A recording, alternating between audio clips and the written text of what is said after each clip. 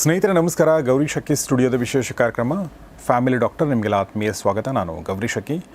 Family doctor ಕಾರ್ಯಕ್ರಮದಲ್ಲಿ ಇವತ್ತು ನಮ್ಮೊಂದಿಗಿದ್ದಾರೆ ಡಾಕ್ಟರ್ ಸುವರ್ಣಿನಿ ಕೊಣಲೆ. ಡಾಕ್ಟರ್ ಸುವರ್ಣಿನಿಯವರು ಕಳೆದ 16 ವರ್ಷಗಳಿಂದ ಪ್ರಾಕ್ಟೀಸ್ ಮಾಡ್ತಾ ಇದ್ದಾರೆ ಯೋಗ ಮತ್ತು ನ್ಯಾಚುರೋಪತಿ ಮತ್ತು ಲೈಫ್ ಸ್ಟೈಲ್ ಮೆಡಿಸಿನಲ್ಲಿ. ಪೂರ್ಣತ ಅಂತ ಅವ್ರ ಕ್ಲಿನಿಕ್ ಇದೆ ಗಿರಿನಗರದಲ್ಲಿ, ಮತ್ತು ಅವರು ರಾಷ್ಟ್ರೋತ್ಥಾನ ಈ ಒಂದು ಹಾಸ್ಪಿಟಲ್ RR ನಗರ ಇದರಲ್ಲಿ ಕನ್ಸಲ್ಟೆಂಟ್ ಆಗಿ ಕೂಡ ಕೆಲಸ ಮಾಡ್ತಾ ಇದ್ದಾರೆ. ಇವತ್ತು ನಮ್ಮ ಸ್ಟುಡಿಯೋಗೆ ಬಂದಿದ್ದಾರೆ. ಬನ್ನಿ ಹಾಗಾದರೆ ಅವ್ರನ್ನ ಸ್ವಾಗತಿಸೋಣ. Madam, welcome to the show. ನಮಸ್ತೆ. ನಮಸ್ಕಾರ. Thank you. ನಾನು ಡಾಕ್ಟರ್ಗಳ ಜೊತೆ ಮಾತಾಡಿದಾಗ ಯೂಶ್ವಲಿ ಏನು ಮಾತಾಡ್ತೀವಿ ಅಂದರೆ ಈ ರೋಗಕ್ಕೆ ಏನು ಮದ್ದು, ಈ ರೋಗಕ್ಕೆ ಏನು ಮದ್ದು ಅಂತ ಮಾತಾಡ್ತೀವಿ. ಬಟ್ ಒಂದು ಭಾಳ ಇಂಪಾರ್ಟೆಂಟ್ ಪ್ರಶ್ನೆ ಏನಂದರೆ ರೋಗ ಬರೆದಿರೋ ಹಾಗೆ ನೋಡ್ಕೊಳ್ಳೋದು.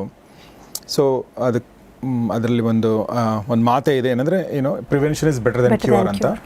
ಓಕೆ, ಸೊ ಪ್ರಿವೆಂಟ್ ಮಾಡೋದು ಅಂದರೆ ಭಾಳ ಮುಖ್ಯ. ಸೊ ಹೀಗಾಗಿ ಇವತ್ತಿನ ಎಪಿಸೋಡ್ ನಾನು ಪ್ರಿವೆನ್ಷನ್ ಬಗ್ಗೆನೇ ಕೇಳ್ತೀನಿ. ರೋಗ ಮುಕ್ತ ಜೀವನ ಅಥವಾ ರೋಗ ಬರದಿರೋ ಹಾಗೆ ನಮ್ಮ ಲೈಫನ್ನು ನೋಡ್ಕೊಳ್ಳೋದು ಹೇಗೆ ಅನ್ನೋದು ಪ್ರಶ್ನೆ. ಸೊ ತಮ್ಮ ಅನುಭವದ ಆಧಾರದ ಮೇಲೆ ನಮ್ಮ ಜನರನ್ನ ಗಮನದಲ್ಲಿಟ್ಕೊಂಡು, ನಮ್ಮ ಆರೋಗ್ಯ ಸಮಸ್ಯೆಗಳನ್ನ ಗಮನದಲ್ಲಿಟ್ಕೊಂಡು, ನಮ್ಮ ಲೈಫ್ ಸ್ಟೈಲ್ ಡಿಸಾರ್ಡರ್ಗಳನ್ನ, ನಮ್ಮ ಒತ್ತಡ ಎಲ್ಲವನ್ನು ಗಮನದಲ್ಲಿಟ್ಕೊಂಡು ಒಂದು 5 ಪಾಯಿಂಟ್ಗಳನ್ನ ಹೇಳಿ ಅಂದರೆ ಏನು ಹೇಳಕ್ಕೆ ಇಷ್ಟಪಡ್ತೀರಾ ಮೇಡಮ್? ಮೊದಲನೇದಾಗಿ ಹೇಳೋದಾದರೆ ಒಂದು ಸ್ವಲ್ಪ ವರ್ಷ ಹಿಂದೆ, ಒಂದು 50 ವರ್ಷ ಹಿಂದೆ ಎಲ್ಲ ನಾವು ಯೋಚನೆ ಮಾಡಿದ್ರೆ ಯಾರಾದರೂ TB ಯಿಂದ ಸತ್ರು, ಈ ಥರ ಇನ್ಫೆಕ್ಷಸ್ ಡಿಸೀಸ್ಗಳಿಂದ ಸತ್ರು ಅಂತ ಹೇಳ್ತಾ ಇದ್ವಿ. ಏನೋ ಸೋಂಕು ಆಯಿತು, ಕಾಲರಾ ಆಯಿತು, ಮಲೇರಿಯಾ ಆಯಿತು ಅಂತ. ಇವತ್ತು ಅಂಥ ಸೋಂಕುಗಳು ಕಡಿಮೆ ಆಗಿದೆ. ಯಾರನ್ನು ನೋಡಿದ್ರು ಹಾರ್ಟ್ ಅಟ್ಯಾಕ್ ಆಗ್ತಿದೆ, ಡಯಾಬಿಟೀಸ್ ಜಾಸ್ತಿ ಆಯಿತು, BP ಜಾಸ್ತಿ ಆಯ್ತಂತೆ, ಇಂಥದ್ದೇನೋ ಸಮಸ್ಯೆಗಳು. ಜೊತೆಗೆ ಬೊಜ್ಜು ಜಾಸ್ತಿ ಆಗ್ತಾಯಿದೆ, ಇನ್ಫರ್ಟಿಲಿಟಿ ಜಾಸ್ತಿ ಆಗ್ತಾಯಿದೆ, ಇಂಥ ಸಮಸ್ಯೆಗಳು ಜಾಸ್ತಿ ಕಾಣಿಸ್ಕೋತಾ ಇದೆ. ಅಂದರೆ ಈ ಸೋಂಕು ಏನಿದೆ ಅದು ಕಡಿಮೆ ಆಗ್ತಾ ಇದೆ. ಅದನ್ನೆಲ್ಲ ನಾವು ಔಷಧಿಗಳನ್ನು ಕಂಡು ಹಿಡಿದೀವಿ. ಅದನ್ನು ಹೇಗೆ ತಡಿಬೇಕು ಎಲ್ಲ ವ್ಯಾಕ್ಸಿನ್ಸ್ ಬಂದಿದೆ, ಎಲ್ಲ ಮಾಡ್ಕೊಂಡಿದ್ದೀವಿ. ಆದರೆ ಈ ಥರ ರೋಗಗಳು ಜಾಸ್ತಿ ಆಗ್ತಿದೆ. ಇದನ್ನು ನಾನ್ ಕಮ್ಯುನಿಕೇಬಲ್ ಡಿಸೀಸಸ್ ಅಂತ ಹೇಳ್ತೀವಿ ನಾವು. ಅಂದರೆ ಒಬ್ಬರಿಂದ ಒಬ್ಬರಿಗೆ, ನಾನು ನಿಮ್ಮ ಪಕ್ಕ ಕೂತ್ರೆ ಡಯಾಬಿಟೀಸ್ ಏನು ಬರಲ್ಲ ಅಲ್ವಾ, ಇಂಥ ರೋಗಗಳು ಇದು ಯಾಕೆ ಬರುತ್ತೆ ಅಂದರೆ ಇದನ್ನು ನಾವು ಲೈಫ್ ಸ್ಟೈಲ್ ಡಿಸಾರ್ಡರ್ಸ್ ಅನ್ನುವಂಥ ಒಂದು ಕ್ಯಾಟಗರಿಯಲ್ಲಿ ತರ್ತೀವಿ. ಲೈಫ್ ಸ್ಟೈಲ್ ಡಿಸಾರ್ಡರ್ಸ್ ಯಾಕೆ ಬರುತ್ತೆ ಅಂದರೆ ಲೈಫ್ ಸ್ಟೈಲ್ ಸರಿ ಇಲ್ಲದೇ ಇರೋದ್ರಿಂದ. ಲೈಫ್ ಸ್ಟೈಲ್ ಸರಿ ಮಾಡಿಕೊಂಡ್ರೆ ಲೈಫ್ ಸ್ಟೈಲ್ ಡಿಸಾರ್ಡರ್ಸ್ ಬರೋದಿಲ್ಲ. ಬಂದ ರೋಗಗಳು ಕೂಡ, ಈಗ ಡಯಾಬಿಟೀಸ್ ಎಲ್ಲ ನಾವು ಪ್ರೀ ಡಯಾಬಿಟಿಕ್ ಇರ್ತಾರೆ, ಹೊಸದಾಗಿ ಈಗಷ್ಟೇ ಡಯಾಗ್ನೋಸ್ ಆಗಿರುತ್ತೆ, ಸ್ವಲ್ಪ ಶುಗರ್ ಲೆವೆಲ್ ಸ್ವಲ್ಪ ಜಾಸ್ತಿ ಇರುತ್ತೆ. ಇಂಥವ್ರನ್ನೆಲ್ಲ ನಾವು ಲೈಫ್ ಸ್ಟೈಲ್ ಮಾಡಿಫಿಕೇಷನ್ಸಿಂದ ಔಷಧಿ ತಗೊಳ್ಳೋದೇನೆ ರಿವರ್ಸ್ ಮಾಡ್ಬೋದು. ಸೊ ನಾನು ಗಮನಿಸಿರೋ ಹಾಗೆ ಹಲವಾರು ಕಂಡೀಷನಲ್ಲಿ, ಅದು ಹೈಪರ್ ಟೆನ್ಷನ್ ಇರ್ಬೋದು, ಅಂದರೆ BP ಜಾಸ್ತಿ ಇರೋವಂಥದ್ದು, ಡಯಾಬಿಟೀಸ್ ಇರ್ಬೋದು, ಇನ್ಫರ್ಟಿಲಿಟಿ ತುಂಬ ದೊಡ್ಡ ಸಮಸ್ಯೆ ಈಗ, ಜೊತೆಗೆ ಸ್ಟ್ರೆಸ್, ನಮ್ಮೆಲ್ಲರನ್ನ ಕಾಡ್ತಾ ಇರೋವಂಥದ್ದು ಸ್ಟ್ರೆಸ್. ಅದಕ್ಕೂ ಮೂಲ ಕಾರಣ ಏನು ಅಂದರೆ ನಮ್ಮ ತಪ್ಪಾಗಿರುವಂಥ ಲೈಫ್ ಸ್ಟೈಲ್. ಇದೆಲ್ಲದರಲ್ಲೂ ಲೈಫ್ ಸ್ಟೈಲ್ ಮಾಡಿಫಿಕೇಷನ್ ಮಾಡಿಕೊಂಡ್ರೆ, ಲೈಫ್ ಸ್ಟೈಲ್ ಮಾಡಿಫಿಕೇಷನ್ ಅಂದರೆ ತುಂಬ ಅಂಶಗಳು ಬರುತ್ತೆ, ಅದರ ಬಗ್ಗೆ ನಾವು ಚರ್ಚೆ ಮಾಡೋಣ. ಅದನ್ನು ಮಾಡಿಕೊಂಡ್ರೆ 90% ಕೇಸಸ್ಸಲ್ಲಿ, ಅಥವಾ 99% ಅಂತಲೇ ಹೇಳ್ಬೋದು, ತುಂಬ ಒಳ್ಳೆ ರಿಸಲ್ಟ್ ಬರುತ್ತೆ. ರಿವರ್ಸ್ ಕೂಡ ಆಗುತ್ತೆ ಕಂಡೀಷನ್ಸು. ಇನ್ನೊಂದು, ಆಲ್ರೆಡಿ ಮೆಡಿಸಿನ್ಸ್ ತಗೋತಾ ಇರೋರಿಗೆ ಕೂಡ ಬರೀ ಮೆಡಿಸಿನ್ಸ್ ತಗೊಂಡ್ರೆ ಪ್ರಯೋಜನ ಇಲ್ಲ. ಈಗ ನಾವು ಸೋರ್ತಾ ಇದ್ರೆ, ಮಳೆ ಬರ್ತಾ ಇದ್ರೆ, ಮನೆ ಒಳಗಡೆ ಛತ್ರಿ ಹಿಡ್ಕೊಂಡು ಕೂತ್ರೆ ಎಷ್ಟು ದಿನ ಅಂತ ಕೂತ್ಕೋಬಹುದು? ಅಲ್ಲಿ ತೂತಿದೆ, ಅದನ್ನು ರಿಪೇರಿ ಮಾಡಬೇಕು. ಸೊ ಆ ಕೆಲಸವನ್ನು ಲೈಫ್ ಸ್ಟೈಲ್ ಮಾಡಿಫಿಕೇಷನ್ಸ್ ಮಾಡುತ್ತೆ. ಇದು ಒಂದು. ಇನ್ನೊಂದೇನು ಅಂದರೆ, ಔಷಧಿಗೆ ಟ್ರೀಟ್ಮೆಂಟಿಗೆ ಅಂತ ಹೋದ ತಕ್ಷಣ ಸಫರಿಂಗ್ಸ್ ಅಷ್ಟೇ ಜಾಸ್ತಿ ಆಗುತ್ತೆ ನಮಗೆ. ಸಫರಿಂಗ್ಸ್ ನೋವಿದ್ದೇ ಇರುತ್ತೆ, ದಿನ ಒಂದು ಮಾತ್ರೆ ತಗೋತೀವಿ. ನಾನು ಕ್ಲಿನಿಕಲ್ ಪ್ರಾಕ್ಟೀಸ್ ಆರಂಭ ಮಾಡಿದ್ದ ಸಮಯದಲ್ಲಿ ಒಂದು 15 ವರ್ಷ ಹಿಂದೆ ಒಂದಿನ ಒಬ್ಬರು ಪೇಷಂಟ್ ಬಂದರು.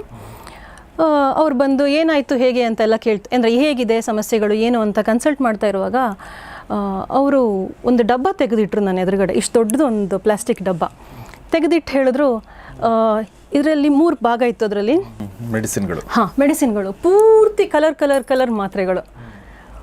ಈ ಜೀರಿಗೆ ಮಿಠಾಯಿ ಅಂತ ಕಲರ್ ಬರುತ್ತೆ ನೋಡಿ ಸರ್, ಆ ಥರ ವೆರೈಟಿ ಕಲರ್ಸ್ ಇದೆ ಅದರಲ್ಲಿ. ವೆರೈಟಿ ಮಾತ್ರೆಗಳು ಇಟ್ಕೊಂಡು, ಇದಿಷ್ಟು ಬೆಳಗ್ಗೆ ತಿಂತೀನಿ, ಇದಿಷ್ಟು ಮಧ್ಯಾಹ್ನ ತಿಂತೀನಿ, ಇದಿಷ್ಟು ರಾತ್ರಿ ತಿಂತೀನಿ ಅಂತ. ಆಗ ನನಗೂ ಕ್ಲಿನಿಕಲ್ ಪ್ರಾಕ್ಟೀಸ್ ಹೊಸ್ತು, ಆಗಿನ್ನೂ ಶುರು ಮಾಡಿದ್ದು. ತುಂಬ ಆಶ್ಚರ್ಯ ಆಗೋಯ್ತು ನನಗೆ, ಇದು ಆಹಾರ ತಿನ್ನೋಕೆ ಹೊಟ್ಟೆಲ್ ಜಾಗ ಎಲ್ಲಿ ಉಳಿದಿದೆ ಅಂತ. ಅಷ್ಟು ಸಫರ್ ಮಾಡ್ಕೋತ ನಾವು ಬೇಕಾಗಿರೋ ಆಹಾರ ತಿನ್ನೋ ಹಾಗಿಲ್ಲ, ಏನೂ ಮಾಡೋ ಹಾಗಿಲ್ಲ. ಆ ಸಫರಿಂಗ್ ಎಷ್ಟು ಔಷಧಿ ತಗೊಂಡ್ರು ಆ ಸಫರಿಂಗ್ ಅನ್ನೋದು ಇದ್ದೇ ಇರುತ್ತೆ. ಅದರಿಂದ ಹೊರಗಡೆ ಬರಬೇಕಾದ್ರೆ ಲೈಫ್ ಸ್ಟೈಲ್ ಮಾಡಿಫಿಕೇಷನ್ ಬೇಕೇ ಬೇಕು, ಪ್ರಿವೆಂಟಿವ್ ಆಸ್ಪೆಕ್ಟ್ ಬೇಕೇ ಬೇಕಾಗುತ್ತೆ. ಭಾಳ ಚೆನ್ನಾಗಿ ಹೇಳಿದ್ರಿ ನೀವು. ಸೊ ಲೈಫ್ ಸ್ಟೈಲ್ ಮಾಡಿಫಿಕೇಷನ್ನು ಅಥವಾ ಪ್ರಿವೆಂಟಿವ್ ಡೈಮೆನ್ಷನ್ ಇದೆಯಲ್ಲ, ಬರದೇ ಇರೋ ಹಾಗೆ ನೋಡಿಕೊಳ್ಳುವಂಥದ್ದು. ಈ ಲೈಫ್ ಸ್ಟೈಲ್ ಮಾಡಿಫಿಕೇಷನ್ ಅಂತಂದರೆ ಈಗ ಒಬ್ಬ ಜನಸಾಮಾನ್ಯ ಏನೆಲ್ಲ ಗಮನದಲ್ಲಿಟ್ಕೋಬೇಕು, ಯಾವೆಲ್ಲ ಪಾಯಿಂಟ್ಗಳನ್ನ ಹೇಳಕ್ಕೆ ಇಷ್ಟಪಡ್ತೀರಿ? ಸರ್, ಇಲ್ಲಿ ಮೊದಲನೇದಾಗಿ ಒಂದು ದಿನ ನಾವು ಹೇಗೆ ಬದುಕ್ತೀವಿ ಅನ್ನೋದು ಮುಖ್ಯ ಆಗುತ್ತೆ. ಬೆಳಗ್ಗೆಯಿಂದ ರಾತ್ರಿ ತನಕ ನಾವೇನೇನು ಮಾಡ್ತೀವಿ ಅದೆಲ್ಲವೂ ನಮ್ಮ ಲೈಫ್ ಸ್ಟೈಲ್ನ ಭಾಗ ಆಗಿರುತ್ತೆ. ನಿದ್ದೆಯಿಂದ ಹಿಡಿದು ನಮ್ಮ ಆಹಾರ ಆಗಿರ್ಬೋದು, ನಾವು ಯಾವ ಥರ ಬಟ್ಟೆ ಹಾಕೋತೀವಿ, ನಾವು ಏನು ಯೋಚನೆ ಮಾಡ್ತೀವಿ, ಏನು ಮಾತಾಡ್ತೀವಿ, ಇದೆಲ್ಲವೂ ನಮ್ಮ ಲೈಫ್ ಸ್ಟೈಲ್ನ ಭಾಗ. ಇದೆಲ್ಲವೂ ನಮ್ಮ ಮನಸ್ಸು ಮತ್ತು ದೇಹದ ಮೇಲೆ ಪರಿಣಾಮ ಬೀರುತ್ತೆ. ನಾವು ಅಂದ್ಕೋತೀವಿ ನಾನು ಏನು ಯೋಚನೆ ಮಾಡ್ತೀನಿ ಅದಕ್ಕೇನು ಸಂಬಂಧ, ಏನು ಸಂಬಂಧ ಇಲ್ಲ ಅಂತ. ಕೋವಿಡ್ ಬಂತು, ಮಾಸ್ಕ್ ಹಾಕೊಂಡು ಓಡಾಡ್ತೀವಿ, ಇಮ್ಯುನಿಟಿ ಯಾಕೆ ಲೋ ಆಗಿದೆ ಅದನ್ನು ಯೋಚನೆ ಮಾಡಲ್ಲ. ಅದಕ್ಕೆ ನಮ್ಮ ಮನಸ್ಸಿನ ಜೊತೆಗೆ ಕೂಡ ಸಂಬಂಧ ಇದೆ, ಆಹಾರದ ಜೊತೆಗೆ ಕೂಡ ಸಂಬಂಧ ಇದೆ. ಸೊ ಒಂದು ದಿನದಲ್ಲಿ ಏನು ಮಾಡ್ತೀವಿ ಇದೆಲ್ಲವೂ ನಮ್ಮ ಲೈಫ್ ಸ್ಟೈಲ್ನ ಭಾಗ. ಇನ್ನೊಂದು, ಪ್ರಕೃತಿಗೆ ಅನುಗುಣವಾಗಿ ನಾವು ಬದುಕಬೇಕು. ಮನುಷ್ಯ ಪ್ರಕೃತಿಯ ಭಾಗ. ನಾವು ನಮ್ಮನ್ನು ಎಷ್ಟೇ ದೂರ ಮಾಡಿಕೊಂಡ್ರೂ ಕೂಡ ನಾವು ಪ್ರಕೃತಿಯ ಭಾಗವೇ ಆಗಿರೋದ್ರಿಂದ ಈಗ ಋತು ಬದಲಾಗತ್ತೆ. ಈಗ ಸೆಕೆಗಾಲದಲ್ಲಿ ಸೆಕೆ ಆಗುತ್ತೆ, ಚಳಿಗಾಲದಲ್ಲಿ ಚಳಿ ಆಗುತ್ತೆ. ಇದು ನಮಗೆ ಗೊತ್ತಾಗುತ್ತೆ. ಅದಕ್ಕಿಂತಲೂ ಡೀಪ್ ಆಗಿ, ಇನ್ನೂ ಆಳವಾಗಿ ನಮ್ಮ ದೇಹದ ಮೇಲೆ ಪರಿಣಾಮಗಳಾಗುತ್ತೆ ಬೇರೆ ಬೇರೆ ಋತುನಲ್ಲಿ. ಅದಕ್ಕೆ ತಕ್ಕ ಹಾಗೆ ನಮ್ಮ ಆಹಾರದಲ್ಲಿ ನಾವು ಬದಲಾವಣೆ ಮಾಡ್ಕೋತಾ ಇದ್ದೀವಿ. ಈಗಿನ ಕಾಲದಲ್ಲಿ ನಮಗೆ ಗೊತ್ತು, ಥ್ರೂ ಔಟ್ ದ ಇಯರು ಜನವರಿಯಿಂದ ಡಿಸೆಂಬರ್ ತನಕ ನಾವು ಒಂದೇ ಬಗೆಯ ಆಹಾರ ತಗೋತೀವಿ ಅಲ್ವಾ. ಆಹಾರದಲ್ಲಿ ಬದಲಾವಣೆ ಇಲ್ಲ, ಏನೂ ಇಲ್ಲ. ನಮ್ಮ ಜೀವನದಲ್ಲಿ ಬೇರೆ ಯಾವುದೇ ಆಸ್ಪೆಕ್ಟಲ್ಲಿ ಬದಲಾವಣೆನೇ ಇಲ್ಲ. ಎಕ್ಸಾಕ್ಟ್ಲಿ. ಅದ್ರ ಜೊತೆಗೆ ನನಗೊಂದು ಅನ್ಸೋದೇನೆಂದರೆ, ಈ ಋತುವಿನಲ್ಲಿ ಆಗೋ ಬದಲಾವಣೆಗಳನ್ನ ಕೂಡ ನಾವು ಆ್ಯಕ್ಚುಲಿ ಅನುಭವಿಸ್ತಾ ಇಲ್ಲ. ನಾವು ಬೆಂಗಳೂರಿನವರು ಎಸ್ಪೆಷಲಿ ನನಗನ್ಸುತ್ತೆ. ಈಗ ನೋಡಿ, ಫಾರ್ ಎಕ್ಸಾಂಪಲ್ ನನ್ನ ಲೈಫನ್ನು ನೋಡೋದಾದರೆ, ನಾನು ಯಥಾ ಪ್ರಕಾರ ಒಂದೇ ಥರ ಜೀವನ ಮಾಡ್ತಿರ್ತೀನಿ. ಈಗ ನಾನು ಬೆಳಗ್ಗೆ ಕಾರಲ್ಲಿ ಕೂತ್ಕೊಂಡು ಇಲ್ಲಿ ಬಂದು ಇಳ್ಕೊಳ್ತೀನಿ, ಇಲ್ಲಿಂದ ಮತ್ತೆ ವಾಪಸ್ ನಾನು ಮನೆಗೆ ಹೋಗ್ತೀನಿ. ಎಲ್ಲೋ ಒಂದು ಕಡೆ ಹೋದರೆ ಕಾರಲ್ಲಿ ಹೋಗ್ತೀನಿ. 99% ನಾನು ಮಳೇಲಿ ತೋರಿಸ್ಕೊಳ್ಳಲ್ಲ. ಓಕೆ, 99% ನಾನು ಬಿಸಿಲಿಗೆ ಹೋಗಲ್ಲ. 99% ನಂಗೆ ಚಳಿ ಕೂಡ ಆಗಲ್ಲ. ಅತಿಯಾದ ಚಳಿ ಆದಾಗ ಮನೇಲಿ ಒಂದು ಸ್ವಲ್ಪ ಚಳಿ ಬರುತ್ತೆ. ಬಿಟ್ಟರೆ ನನಗೆ ಯಾವಾಗ ತುಂಬ ಚಳಿ ಆದಾಗ, ಯಾವುದು ತುಂಬ ಗಾಳಿ ಬೀಸಿದಾಗ ನಂಗೆ ಬಾಲ್ಯನೇ ನೆನಪಾಗುತ್ತೆ. ಯಾಕೆಂದ್ರೆ ನಾನು ಅದನ್ನೆಲ್ಲ ಅನುಭವಿಸಿದ್ದೀನಿ ಬಾಲ್ಯದಲ್ಲಿ. ಆಮೇಲೆ ಅನುಭವಿಸ್ಲಿಲ್ಲ ನಾವು. ಓಕೆ, ಸೊ ಹೀಗಾಗಿ ನನಗನ್ಸುತ್ತೆ ಈ ಒಂದು ಆವಾಗ ಚಳಿ ಆಗಿದೆ ಅಂತ ಅಂದಾಗ ಮನೇಲೂ ಆ ಚಳಿ ಅನುಭವ ಆಗಿ ನಮಗೆ ನಮ್ಮಮ್ಮ ಏನೋ ಒಂದು ಮಾಡ್ಕೊಡ್ತಿದ್ಲಿ. ನಮ್ಮ ಬಿಸಿ ಒಲೆ ಮುಂದೆ ಕೂತ್ಕೊಳ್ಳೋದು, ಬಿಸಿ ಕಷಾಯನೋ ಏನೋ ಒಂದು ಮಾಡ್ಕೊಳ್ಳೋಂಥದ್ದು. ಹೊರಗಡೆನೂ ಬೆಂಕಿ ಹಾಕೋತಿದ್ವಿ, ಮನೆ ಎದುರುಗಡೆ ಬೆಂಕಿ ಹಾಕೊಂಡು ಕೂತ್ಕೊತಿದ್ವಿ. ಫ್ರೆಂಡ್ಸ್ ಎಲ್ಲ, ನಮ್ಮ ಅಕ್ಕ ತಮ್ಮ ಎಲ್ಲ ಕೂತ್ಕೊಂಡು ಕಾಯಿಸ್ತಿದ್ವಿ. ನನ್ನ ಮಗನಿಗೆ ಅದು ಆಗ್ತಾ ಇದೆ ನನಗೆ ಗೊತ್ತಿಲ್ಲ. ಅವ್ರಿಗೂ I am not very sure ಅವ್ರಿಗೆ ಆಗ್ತಾ ಇದೆ ಅಂತೇಳಿ. ಯಾಕಂದರೆ ಅವರು ಮನೇಲಿ ಇರ್ತಾರೆ ತುಂಬ ಹೊತ್ತು, ಏನೋ ಒಂದಷ್ಟು ಆಟ ಆಡೋಕ್ಕೆ ಹೋಗ್ತಾರೆ. ಸೊ ಹೀಗಾಗಿ ಯಾವಾಗ ನಿಮಗೆ ಇದು ಬೇಸಿಗೆ ಕಾಲ ಇದು ಬಂತು, ಇದು ಮಳೆಗಾಲ ಬಂತು, ಇದು ಚಳಿಗಾಲ ಬಂತು ಗೊತ್ತೇ ಇಲ್ಲದೆ ಇದ್ದಾಗ ನೀವು ಬದಲಾವಣೆ ಹೇಗೆ ಮಾಡ್ಕೋತೀರಾ ಅನ್ನೋದು ಪ್ರಶ್ನೆ. ಸೊ ಮೊದಲು ಋತು ಬದಲಾವಣೆ ಬಗ್ಗೆನೇ ಮಾತಾಡ್ಕೊಂಡ್ಬಿಡೋಣ, ಆಮೇಲೆ ದಿನಚರ್ಯಕ್ಕೆ ಹೋಗೋಣ, ದಿನದಲ್ಲಿ ಹೇಗಿರೋದು ಅಂತ. ಸೊ ಮೊದಲನೇದಾಗಿ ನಾನು ಆಗಲೇ ಹೇಳಿದಾಗೆ, ನಾವು ಪ್ರಕೃತಿಯಿಂದ ತುಂಬ ದೂರ ಬಂದುಬಿಟ್ಟಿದ್ದೀವಿ. ನಮಗೆ ಯಾವುದು ಏನು ಅಂತ ಗೊತ್ತಾಗ್ತಾ ಇಲ್ಲ. ಒಂದು, ಯಾವಾಗ ವಾತಾವರಣದಲ್ಲಿ ಚಳಿ ಶುರುವಾಗುತ್ತೆ. ಈಗ ನಾವು ಸಾಮಾನ್ಯವಾಗಿ ಹಿಂದಿನ ಕಾಲದವ್ರು ನೋಡಿದ್ರೆ ಗೊತ್ತಿರುತ್ತೆ, ದೀಪಾವಳಿ ಕಳೀತಿದ್ದಾಗೆ ಚಳಿ. ಹೌದು. ಈ ಹಬ್ಬಗಳಿದೆಯಲ್ಲ, ನಮ್ಮ ಪರಂಪರೆಯಲ್ಲಿ ಏನು ಹಬ್ಬಗಳು ಬಂದಿದೆ, ದೀಪಾವಳಿ, ಸಂಕ್ರಾಂತಿ, ಆಮೇಲೆ ಚೌತಿ, ಯುಗಾದಿ, ರಾಮನವಮಿ, ಇದೆಲ್ಲ ಹಬ್ಬಗಳು ಸಾಮಾನ್ಯ ನೋಡಿದ್ರೆ ಒಂದೊಂದು ಋತುವಿನ ಒಂದೊಂದು ಘಟ್ಟದಲ್ಲಿ ಬರ್ತಾ ಹೋಗುತ್ತೆ. ಅದಕ್ಕೆ ತಕ್ಕ ಹಾಗೆ ಆ ಒಂದು ಹಬ್ಬದಲ್ಲಿ ನಮ್ಮ ಆಹಾರ ಬದಲಾವಣೆ ಆಗುತ್ತೆ. ಇದನ್ನು ನೀವು ಗಮನಿಸಿರ್ಬೋದು. ಕಡೆ ಏನಂತಿದ್ರು ಅಂದ್ರೆ, ದೀಪಾವಳಿ ಬಂದ್ರೆ ಮಳೆ ಆರತಿ ಮಾಡಿಸ್ಕೊಂಡು ಹೋಗ್ಬಿಡುತ್ತೆ ಅಂತ ಅಂತಿದ್ರು. ನಮ್ಮಮ್ಮ ಹೇಳ್ತಿದ್ರು. ದೀಪಾವಳಿ ಆದ್ಮೇಲೆ ಅದೇ ಮಳೆ ಎಲ್ಲ ನಿಲ್ಲತ್ತೆ, ಚಳಿ ಶುರುವಾಗುತ್ತೆ. ಶಿವರಾತ್ರಿಗೆ ಚಳಿ ಮುಗಿಯತ್ತೆ, ಬೇಸಿಗೆ ಶುರುವಾಗುತ್ತೆ. ಇದು ಹಿಂದಿನವ್ರು ಹೇಳ್ತಾ ಇದ್ರು. ನಮಗದು ಗೊತ್ತೂ ಇಲ್ಲ, ನಾವು ಗಮನಿಸೋದು ಇಲ್ಲ. ನಾವು ಅಷ್ಟು ನಮ್ಮದೇ ಲೋಕದಲ್ಲಿ ಮುಳುಗ್ಬಿಟ್ಟಿದ್ದೀವಿ, ನಮಗೆ ಇನ್ಯಾವುದ್ರ ಪರಿವೆಯೋ ಇಲ್ಲ, ಆ ಥರ ಆಗ್ಬಿಟ್ಟಿದ್ದೀವಿ. ಸೊ ಒಂದು ನಾವು ತಿಳ್ಕೊಬೇಕು, ಈಗ ಗೊತ್ತಿಲ್ಲ, ಹಿರಿಯರಿಂದ ತಿಳ್ಕೊಬೇಕು. ಬಹುಶಃ ಈಗಿನ ಕಾಲದಲ್ಲಿ ಆ ಥರ ವಿಚಾರಗಳು ಗೊತ್ತಿರೋ ನಮ್ಮ ಅಜ್ಜ ಅಜ್ಜಿಗೆ ಗೊತ್ತಿತ್ತು. ಈಗಿರೋ ಅಜ್ಜ ಅಜ್ಜಿಗೂ ಗೊತ್ತೋ ಇಲ್ವೋ ನಮಗೆ ಗೊತ್ತಿಲ್ಲ. ಈಗ ಅಜ್ಜ ಅಜ್ಜಿಗೆ ಗೊತ್ತಿದ್ರು ಕೂಡ ನಾವು ಕೇಳ್ತೀವೋ ಕನೆಕ್ಷನ್. ನಾವೆಲ್ಲದಕ್ಕೂ ಈಗ ಇಂಟರ್ನೆಟ್ ಸಹವಾಸಕ್ಕೆ ಹೋಗಿದ್ದೀವಿ, ಅಲ್ಲಿ 1000 ಉತ್ತರ ಬರುತ್ತೆ. ಅದು ಸರಿನೋ ತಪ್ಪು ಅಂತಲೂ ನಮಗೆ ಗೊತ್ತಿಲ್ಲ. ಸೊ ಒಂದು, ನಾವು ತಿಳಿದವರಿಂದ ಅಥವಾ ಯಾವ್ದಾದ್ರು ಸರಿಯಾದ ಪುಸ್ತಕಗಳನ್ನು ಓದಿ ಇದನ್ನು ತಿಳ್ಕೊಬಹುದು. ಋತುವನ್ನು ಗುರುತಿಸೋದು ಹೇಗೆ ಅಂತ. ಈಗ ಒಂದಿನ ಬೆಂಗಳೂರಲ್ಲಿ ನಮಗೆ ಒಂದೇ ದಿನದಲ್ಲಿ ಎಲ್ಲ ಸೀಸನ್ನು ಬಂದ್ಬಿಡುತ್ತೆ. ಬೆಳಗ್ಗೆ ಚಳಿ ಇರುತ್ತೆ, ಮಧ್ಯಾಹ್ನ ಬಿಸಿಲು, ಸಂಜೆ ಮಳೆ. ಆದರೆ ಸಂಜೆ ಮಳೆ ಬಂತು ಅಂದ ತಕ್ಷಣ ಅದನ್ನು ಮಳೆಗಾಲ ಅಂತ ಕನ್ಸಿಡರ್ ಮಾಡೋಕ್ಕಾಗೋದಿಲ್ಲ. ಒಂದಷ್ಟು ದಿನ ನಿರಂತರವಾಗಿ ಮಳೆ ಬರ್ತಾ ಇದೆ. ಈಗ ಮಾನ್ಸೂನಲ್ಲಿ ಮಳೆ ಶುರುವಾಗುತ್ತೆ, ಆವಾಗ ಅದನ್ನು ಮಳೆಗಾಲ ಅಂತ ಹೇಳ್ಬೋದು. ಆ ಸಂದರ್ಭದಲ್ಲಿ ಏನಾಗುತ್ತೆ, ನಮ್ಮ ದೇಹದಲ್ಲಿ ಬದಲಾವಣೆ ಆಗುತ್ತೆ. ನಾವು ಇದನ್ನು ಗಮನಿಸ್ಕೋಬೇಕು. ಸೂಕ್ಷ್ಮ ಆದಷ್ಟು ನಮಗೆ ಗೊತ್ತಾಗುತ್ತೆ. ನಾವು ಎಷ್ಟು ಸ್ಟ್ರೆಸ್ಫುಲ್ ಆಗಿದ್ದೀವಿ ಅಂದರೆ ನಾವು ಇದೆಲ್ಲ ಗಮನಿಸ್ಕೋತಾ ಇಲ್ಲ. ನೀವು ನೋಡಿದಿರೋ ಇಲ್ವೋ, ಗಮನಿಸಿದಿರೋ ಇಲ್ವೋ, ಜೋರು ಮಳೆ ಮೋಡ ಎಲ್ಲ ಈಗ ಇನ್ನೊಂದು ಸ್ವಲ್ಪ ದಿನದಿಂದ ಹಾಗೇ ಇದೆ ವಾತಾವರಣ. ನಮಗೆ ಹಸಿವು ಕಡಿಮೆ ಆಗುತ್ತೆ, ಜೀರ್ಣಶಕ್ತಿ ಕಡಿಮೆ ಆಗುತ್ತೆ. ಆ ಸಮಯದಲ್ಲಿ ಚಳಿ ಜಾಸ್ತಿ ಆದ ಹಾಗೆ ನಮಗೆ ಹಸಿವು ಜಾಸ್ತಿ ಆಗುತ್ತೆ. ಇನ್ನು ಸುಲಭವಾಗಿ ಹೇಳೋದಾದರೆ ನಮ್ಮ ಈ ಹಬ್ಬಗಳು ಬರುತ್ತಲ್ಲ, ಅದರ ನೈವೇದ್ಯಗಳನ್ನು, ಅದರಲ್ಲಿ ಬಳಸುವಂಥ ಆಹಾರವನ್ನು ನೋಡಿ ನೀವು. ದೀಪಾವಳಿಗೆ 108 ಥರದ ಆಹಾರಗಳು ಶುರುವಾಗುತ್ತೆ ಚೌತಿಯಿಂದ ನಂತರ, ಮಳೆಗಾಲ ಮುಗಿದು. ಯಾಕೆಂದರೆ ನಮ್ಗೆ ಅದನ್ನು ಜೀರ್ಣ ಮಾಡ್ಕೊಳ್ಳೋ ಶಕ್ತಿ ಚಳಿಗಾಲದಲ್ಲಿ ಜಾಸ್ತಿ ಇರುತ್ತೆ. ಆ ಸಮಯದಲ್ಲಿ ಶರದ್ ಋತುನಲ್ಲಿ, ಆಮೇಲೆ ಹೇಮಂತ, ಶಿಶಿರ ಋತುನಲ್ಲಿ. ಯಾವಾಗ ಶಿವರಾತ್ರಿ ಕಳೆಯುತ್ತೆ, ಬೇಸಿಗೆ ಬರುತ್ತೆ, ಆಮೇಲೆ ರಾಮನವಮಿ, ಯುಗಾದಿ ಎಲ್ಲ ಬರುತ್ತೆ. ರಾಮನವಮಿನಲ್ಲಿ ನಾವು ಪಾನಕ ತಗೋತೀವಿ, ಕೋಸಂಬರಿ, ಬೇಸಿಗೆಗಾಲ, ಜೀರ್ಣಶಕ್ತಿ ತುಂಬ ಲೋ ಇರುತ್ತೆ ಆವಾಗ ನಾವು ಏನು ದೀಪಾವಳಿಲಿ ಮಾಡೋಷ್ಟು ಕಡುಬುಗಳು, ಒಬ್ಬಟ್ಟು, ಏನೇನೋ ಒಂದಷ್ಟು ಇರುತ್ತಲ್ಲ, ಅದನ್ನೆಲ್ಲ ತಿಂದರೆ ಬೇಸಿಗೆಯಲ್ಲಿ ಜೀರ್ಣ ಆಗೋದಿಲ್ಲ ನಮಗೆ. ಇದನ್ನು ನಾವು ಗಮನಿಸ್ಕೊಂಡಷ್ಟು ಗೊತ್ತಾಗುತ್ತೆ. ನಾವು ಗಮನಿಸ್ಕೊಳ್ಳೋದನ್ನು ಬಿಟ್ಟಿದ್ದೀವಿ. ನಾವೆಲ್ಲದಕ್ಕೂ ನಮ್ಗೆ ಯಾರೋ ಒಬ್ಬರು ಡಯಟಿಷಿಯನ್ ಹತ್ರ ಹೋಗಿ ಅವ್ರು ಯಾವ ಡಯಟ್ ಚಾರ್ಟ್ ಕೊಡ್ತಾರೆ ಅದನ್ನು ತಗೊಂಡು ಬರ್ತೀವಿ. ನಮಗೆ ಯಾಕೆ ಗೊತ್ತಾಗಲ್ಲ ನಾನು ಎಷ್ಟು ಗಂಟೆಗೆ ಏನು ತಿನ್ನಬೇಕು ಅನ್ನೋದು ನನಗೆ ಯಾಕೆ ಗೊತ್ತಾಗಲ್ಲ? ನನಗೆ ಅಲ್ವಾ ಗೊತ್ತಾಗಬೇಕಾಗಿರೋದು. ನನ್ನ ಸಿಸ್ಟಮ್ ಹೇಗಿದೆ ಅನ್ನೋದು ಯಾರೋ ಡಯಟಿಷಿಯನಿಗೆ ಹೇಗೆ ಗೊತ್ತಾಗಬೇಕು? ನನಗೆ ಗೊತ್ತಾಗಬೇಕು. ನನ್ನ ಪೇಷಂಟ್ಸಿಗೆ ನಾನು ಸಾಮಾನ್ಯ ಡಯಟ್ ಚಾರ್ಟ್ ಕೊಡಿ ಅಂತ ಕೇಳಿದಾಗ ಅವಾಯ್ಡ್ ಮಾಡ್ತೀನಿ ಡಯಟ್ ಚಾರ್ಟ್ ಕೊಡೋದನ್ನು. My intention is to train them to understand their body. ನಾನು ಡಯಟ್ ಚಾರ್ಟ್ ಕೊಡ್ಬೋದು. ಇದ್ದಕ್ಕಿದ್ದಾಗೆ ನಮ್ಮ ಬೆಂಗಳೂರಲ್ಲಿ 15 ದಿನ ಮಳೆ ಬರುತ್ತೆ ಬೇಸಿಗೆಯಲ್ಲಿ. ನಾನು ಬೇಸಿಗೆಯಲ್ಲಿ ಕೊಟ್ಟ ಆಹಾರ ಮಳೆ ಬಂದರೆ ಅದು ಚೇಂಜ್ ಆಗಬೇಕಲ್ಲ, ಅದು ಅವ್ರಿಗೆ ಗೊತ್ತಾಗಿರಬೇಕು. ಸೊ ಹಾಗಾಗಿ ನಾವು ತಿಳ್ಕೊಳ್ಬೇಕು. ಯಾರಾದರೂ ಸಾಮಾನ್ಯ ಆಯುರ್ವೇದ ವೈದ್ಯರು ಇದನ್ನು ಹೇಳ್ತಾರೆ, ಅವ್ರ ಹತ್ರ ತಿಳ್ಕೊಬೋದು, ಅಥವಾ ಹಿರಿಯರ ಹತ್ರನೂ ತಿಳ್ಕೊಬೋದು. ತುಂಬ ಜನಕ್ಕೆ ಇದು ಋತುವಿನ ಬದಲಾವಣೆಗಳು ಗೊತ್ತು. ಆ್ಯಕ್ಚುಲಿ ನಾವು ಋತುಗಳನ್ನು ಅಂದರೆ ಮಾಸಗಳು ನಮ್ಮ ಹಿಂದೂ ಅದನ್ನು ಬಿಟ್ಬಿಟ್ಟಿದ್ದೀವಿ ಬೇಸಿಕಲಿ. ಅದಕ್ಕೊಂದು ಏನೋ ಅರ್ಥ ಇದೆ.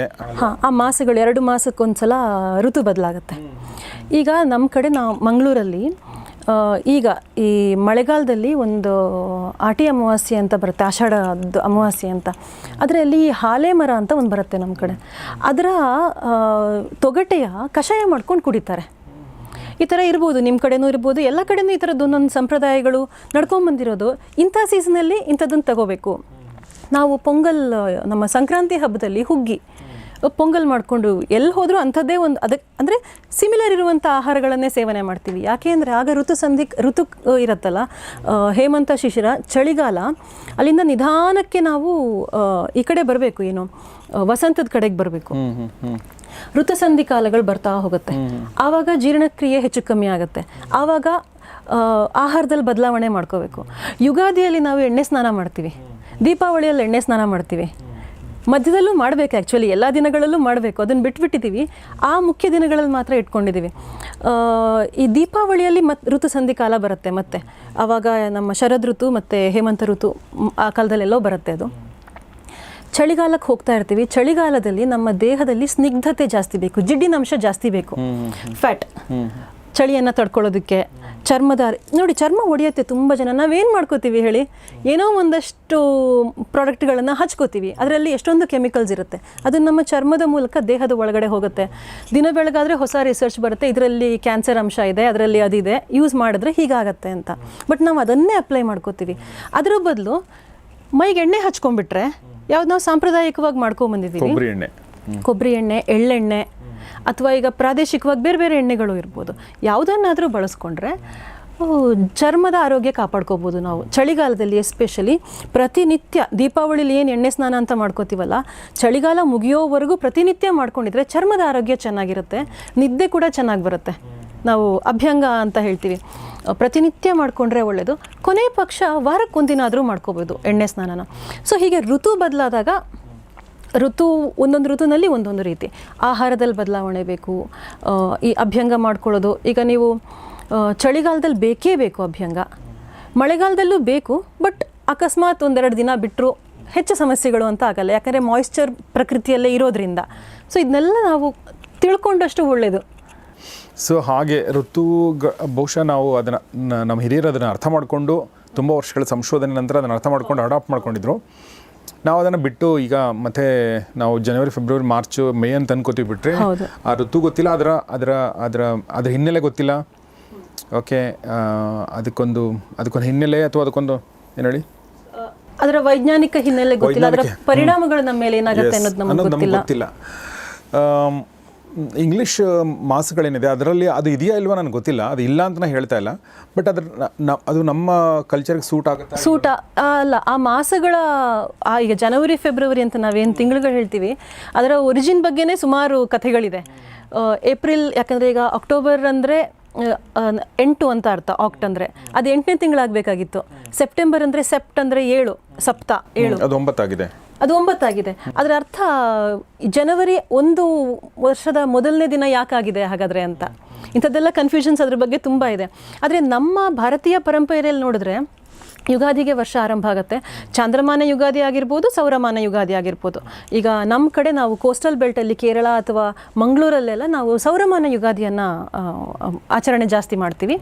ಅದರ ಪ್ರಕಾರ ನಮ್ಮ ದಿನಗಳು ನಡೆಯುತ್ತೆ.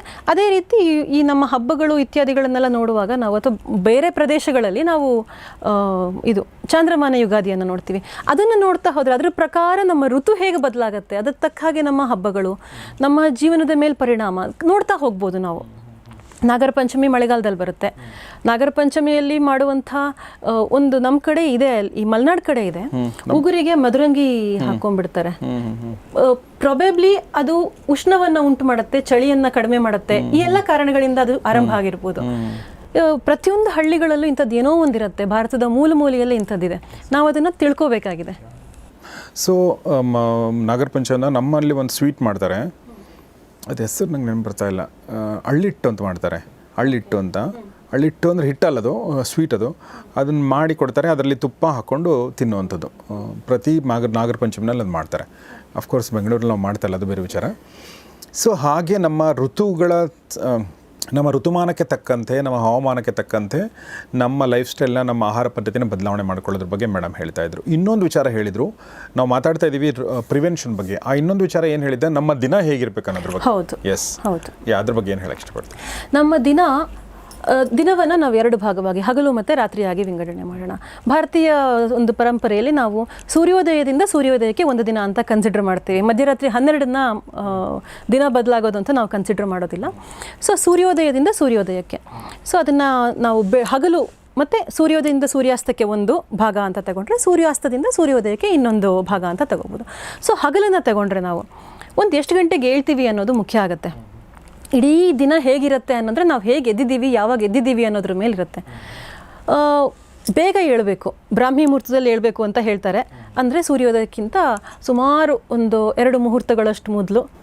ಅಂದರೆ ಒಂದು ಮುಹೂರ್ತ ಅಂದರೆ ಸುಮಾರು 3/4 ಗಂಟೆ ಅಂತ ತಗೋಬೋದು ನಾವು. ಸೊ 1.5 ತಾಸು ಮುಂಚೆ ಸೂರ್ಯೋದಯಕ್ಕಿಂತ ಅದು ಬೆಸ್ಟು. ಅಂದರೆ ರಾತ್ರಿಯ ಕೊನೆಯ ಯಾಮದಲ್ಲಿ ನಾವು ಯಾಮಕ್ಕಿಂತ ಮುಂಚೆ ಎದ್ದಿರಬೇಕು. ಕೊನೆಯ ಯಾಮ ಅಂದರೆ 3 ತಾಸು. ಕೊನೆಯ ಒಂದು ಯಾಮ ಅಂದರೆ ಹೆಚ್ಚು ಕಮ್ಮಿ 3 ತಾಸು ಬರುತ್ತೆ. ಸೊ ಅದರಲ್ಲಿ ನಾವು ಎದ್ದಿರಬೇಕು ಆಲ್ರೆಡಿ. ಅಂದರೆ ಒಂದು 4:15 ಹಾಗೆ ಎದ್ದರೆ ಒಳ್ಳೆಯದು. ಆದರೆ ನಮಗದು ಕಷ್ಟ. ಸೊ ಕೊನೆಯ ಪಕ್ಷ ಸೂರ್ಯ ಹುಟ್ಟೋಕ್ಕಿಂತ ಮುಂಚೆ ಆದರೂ ನಾವು ಹೇಳಬೇಕು. ಯಾಕಂದರೆ ನಮ್ಮ ದೇಹ ಸರ್ಕೇಡಿಯನ್ ರಿದಮ್ ಅಂತ ನೀವು ಕೇಳಿರ್ಬೋದು. ಹೌದು, ನಮ್ಮ ದೇಹ ಸೂರ್ಯನಿಗೆ ಅನುಗುಣವಾಗಿ ನಡೆಯುತ್ತೆ, ಸೂರ್ಯನ ಚಲನೆಗೆ ಅನುಗುಣವಾಗಿ.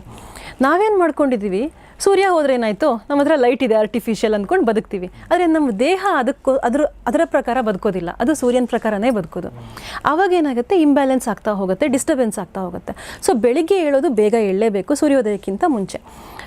ಮತ್ತು ಇನ್ನೊಂದೇನೆಂದರೆ ಅಲ್ರಾಮ್ ಇಟ್ಕೊಂಡು ಹೇಳ್ಬಾರ್ದು. ನಾವೆಲ್ಲ ಏನು ಮಾಡ್ತೀವಿ ಅಂದರೆ, ಚಿಕ್ಕಂದಿನಿಂದ ನಮ್ಗೆ ಅದು ಅಭ್ಯಾಸ, ಅಲ್ರಾಮ್ ಇಟ್ಕೊಂಡ್ಬಿಡೋದು ಬೇಗ ಏಳಬೇಕು ಅಂದರೆ.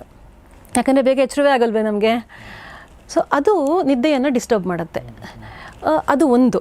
ಇನ್ನೊಂದು, ಬೆಳಗ್ಗೆ ಬೇಗ ಇದ್ದರೆ ಹಾರ್ಮೋನಲ್ ಇಂಬ್ಯಾಲೆನ್ಸ್ ಕಡಿಮೆ ಆಗುತ್ತೆ. ನೀವೀಗ ನೋಡಿ, ತುಂಬ ಜನ ಕೇಸಸ್ ಏನು ಬರುತ್ತೆ ಅಂದರೆ PCOD ಹೆಣ್ಮಕ್ಳಲ್ಲಿ, ಇನ್ಫರ್ಟಿಲಿಟಿ, ಮೆನ್ಸ್ಟ್ರುವಲ್ ಡಿಸ್ಟರ್ಬೆನ್ಸಸ್ ಇರುತ್ತೆ, ಸ್ಟ್ರೆಸ್ ಜಾಸ್ತಿ ಆಗುತ್ತೆ.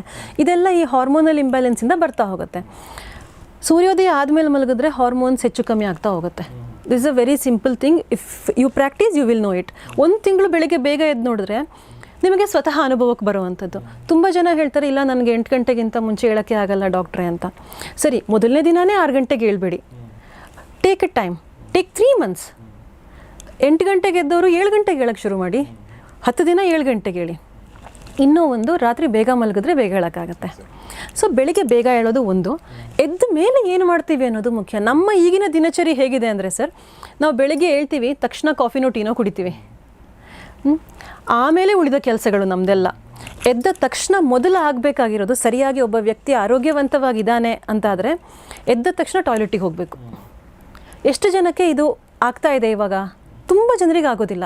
ಏನೋ ಒಂದು ಕುಡಿಬೇಕು, ಕಾಫಿನೋ ಟೀನೋ ಏನೋ ಒಂದು ಹೋದ್ಮೇಲೆ ಟಾಯ್ಲೆಟಿಗೆ ಹೋಗ್ತೀನಿ, ಬೆಳಗ್ಗೆ ಹೋಗ್ತಾರೆ, ಬಟ್ ಕಾಫಿ ಟೀ ಕುಡಿದ್ಮೇಲೆ ಹೋಗ್ತಾರೆ ಟಾಯ್ಲೆಟಿಗೆ. ಅಂದರೆ ಸಹಜವಾಗಿ ಆ ಕ್ರಿಯೆ ನಡೀತಾ ಇಲ್ಲ. ಅದು ನಾವು ಎದ್ದ ತಕ್ಷಣ ಸಹಜವಾಗಿ ನಡಿಬೇಕಾಗಿರೋ ಅಂಥದ್ದು. ಕಾಫಿ ಅಥವಾ ಟೀ ಅಥವಾ ಏನನ್ನೇ ಕುಡಿದಾಗ ಏನಾಗುತ್ತೆ ಅಂದರೆ ಅದು ಜಠರಕ್ಕೆ ಹೋಗಿ ಬೀಳುತ್ತೆ. ಪೆರಿಸ್ಟಾಲ್ಟಿಕ್ ಮೂಮೆಂಟ್ ಅಂತ ಹೇಳ್ತೀವಿ. ಅಂದರೆ ನಮ್ಮ ಜಠರ ಒಂಥರ ಪೈಪ್ ಥರ ಇರುತ್ತೆ. ಹೀಗೆ ಜಠರದಿಂದ ಕೆಳಗಡೆ ನಮ್ಮ ಇಂಟೆಸ್ಟೈನು, ಲಾರ್ಜ್ ಇಂಟೆಸ್ಟೈನ್ ತನಕನೂ, ಗುದದ್ವಾರ ತನಕನೂ ಒಂದು ಪೈಪ್ ಲೈನ್ ಥರ ಅದು ಇರೋವಂಥದ್ದು. ಹೊಟ್ಟೆಗೆ ಜಠರಕ್ಕೆ ಏನಾದ್ರು ಹಾಕಿದ ತಕ್ಷಣ ಅಲ್ಲಿ ಆ ಪೆರಿಸ್ಟಾಲ್ಟಿಕ್ ಮೂಮೆಂಟ್ ಶುರುವಾಗುತ್ತೆ. ಅಂದರೆ ಈಗ ಈ ಥರ ಒಂದು ಟ್ಯೂಬ್ ಇದ್ದರೆ, ರಿಂಗ್ ಥರ, ಅದು ಮೂಮೆಂಟ್ ಮಾಡಿ ಮಾಡಿ ಮಾಡಿ ಮುಂದಿನ ಭಾಗಕ್ಕೆ ಕಳಿಸುತ್ತೆ ಅದನ್ನು. ನೀವು ಈ ಕೆಲವು ಹುಳಗಳಿರುತ್ತೆ ನೋಡಿ, ಅದರ ದೇಹವನ್ನು ಒಂಥರ ಮುಂದೆ ಕಳ್ಕೊಂಡು ಹೋಗತ್ವೆ. ಅದೇ ಥರದ ಮೂಮೆಂಟು ನಮ್ಮ ಕರುಳಿನಲ್ಲಿ, ಜಠರದಲ್ಲಿ ನಡೆಯುತ್ತೆ. ಆಹಾರ ತಗೊಂಡಾಗ ಅದು ಇನಿಷಿಯೇಟ್ ಆಗುತ್ತೆ, ಕೆಲವೊಂದು ಹಾರ್ಮೋನ್ಸ್ ರಿಲೀಸ್ ಆಗುತ್ತೆ. ಸೊ ಮೊಟಿಲಿನ್ ಅಂತ ಒಂದು ಹಾರ್ಮೋನ್ ರಿಲೀಸ್ ಆಗುತ್ತೆ, ಅದು ಆ ಮೂಮೆಂಟ್ಸನ್ನು ಜಾಸ್ತಿ ಮಾಡುತ್ತೆ.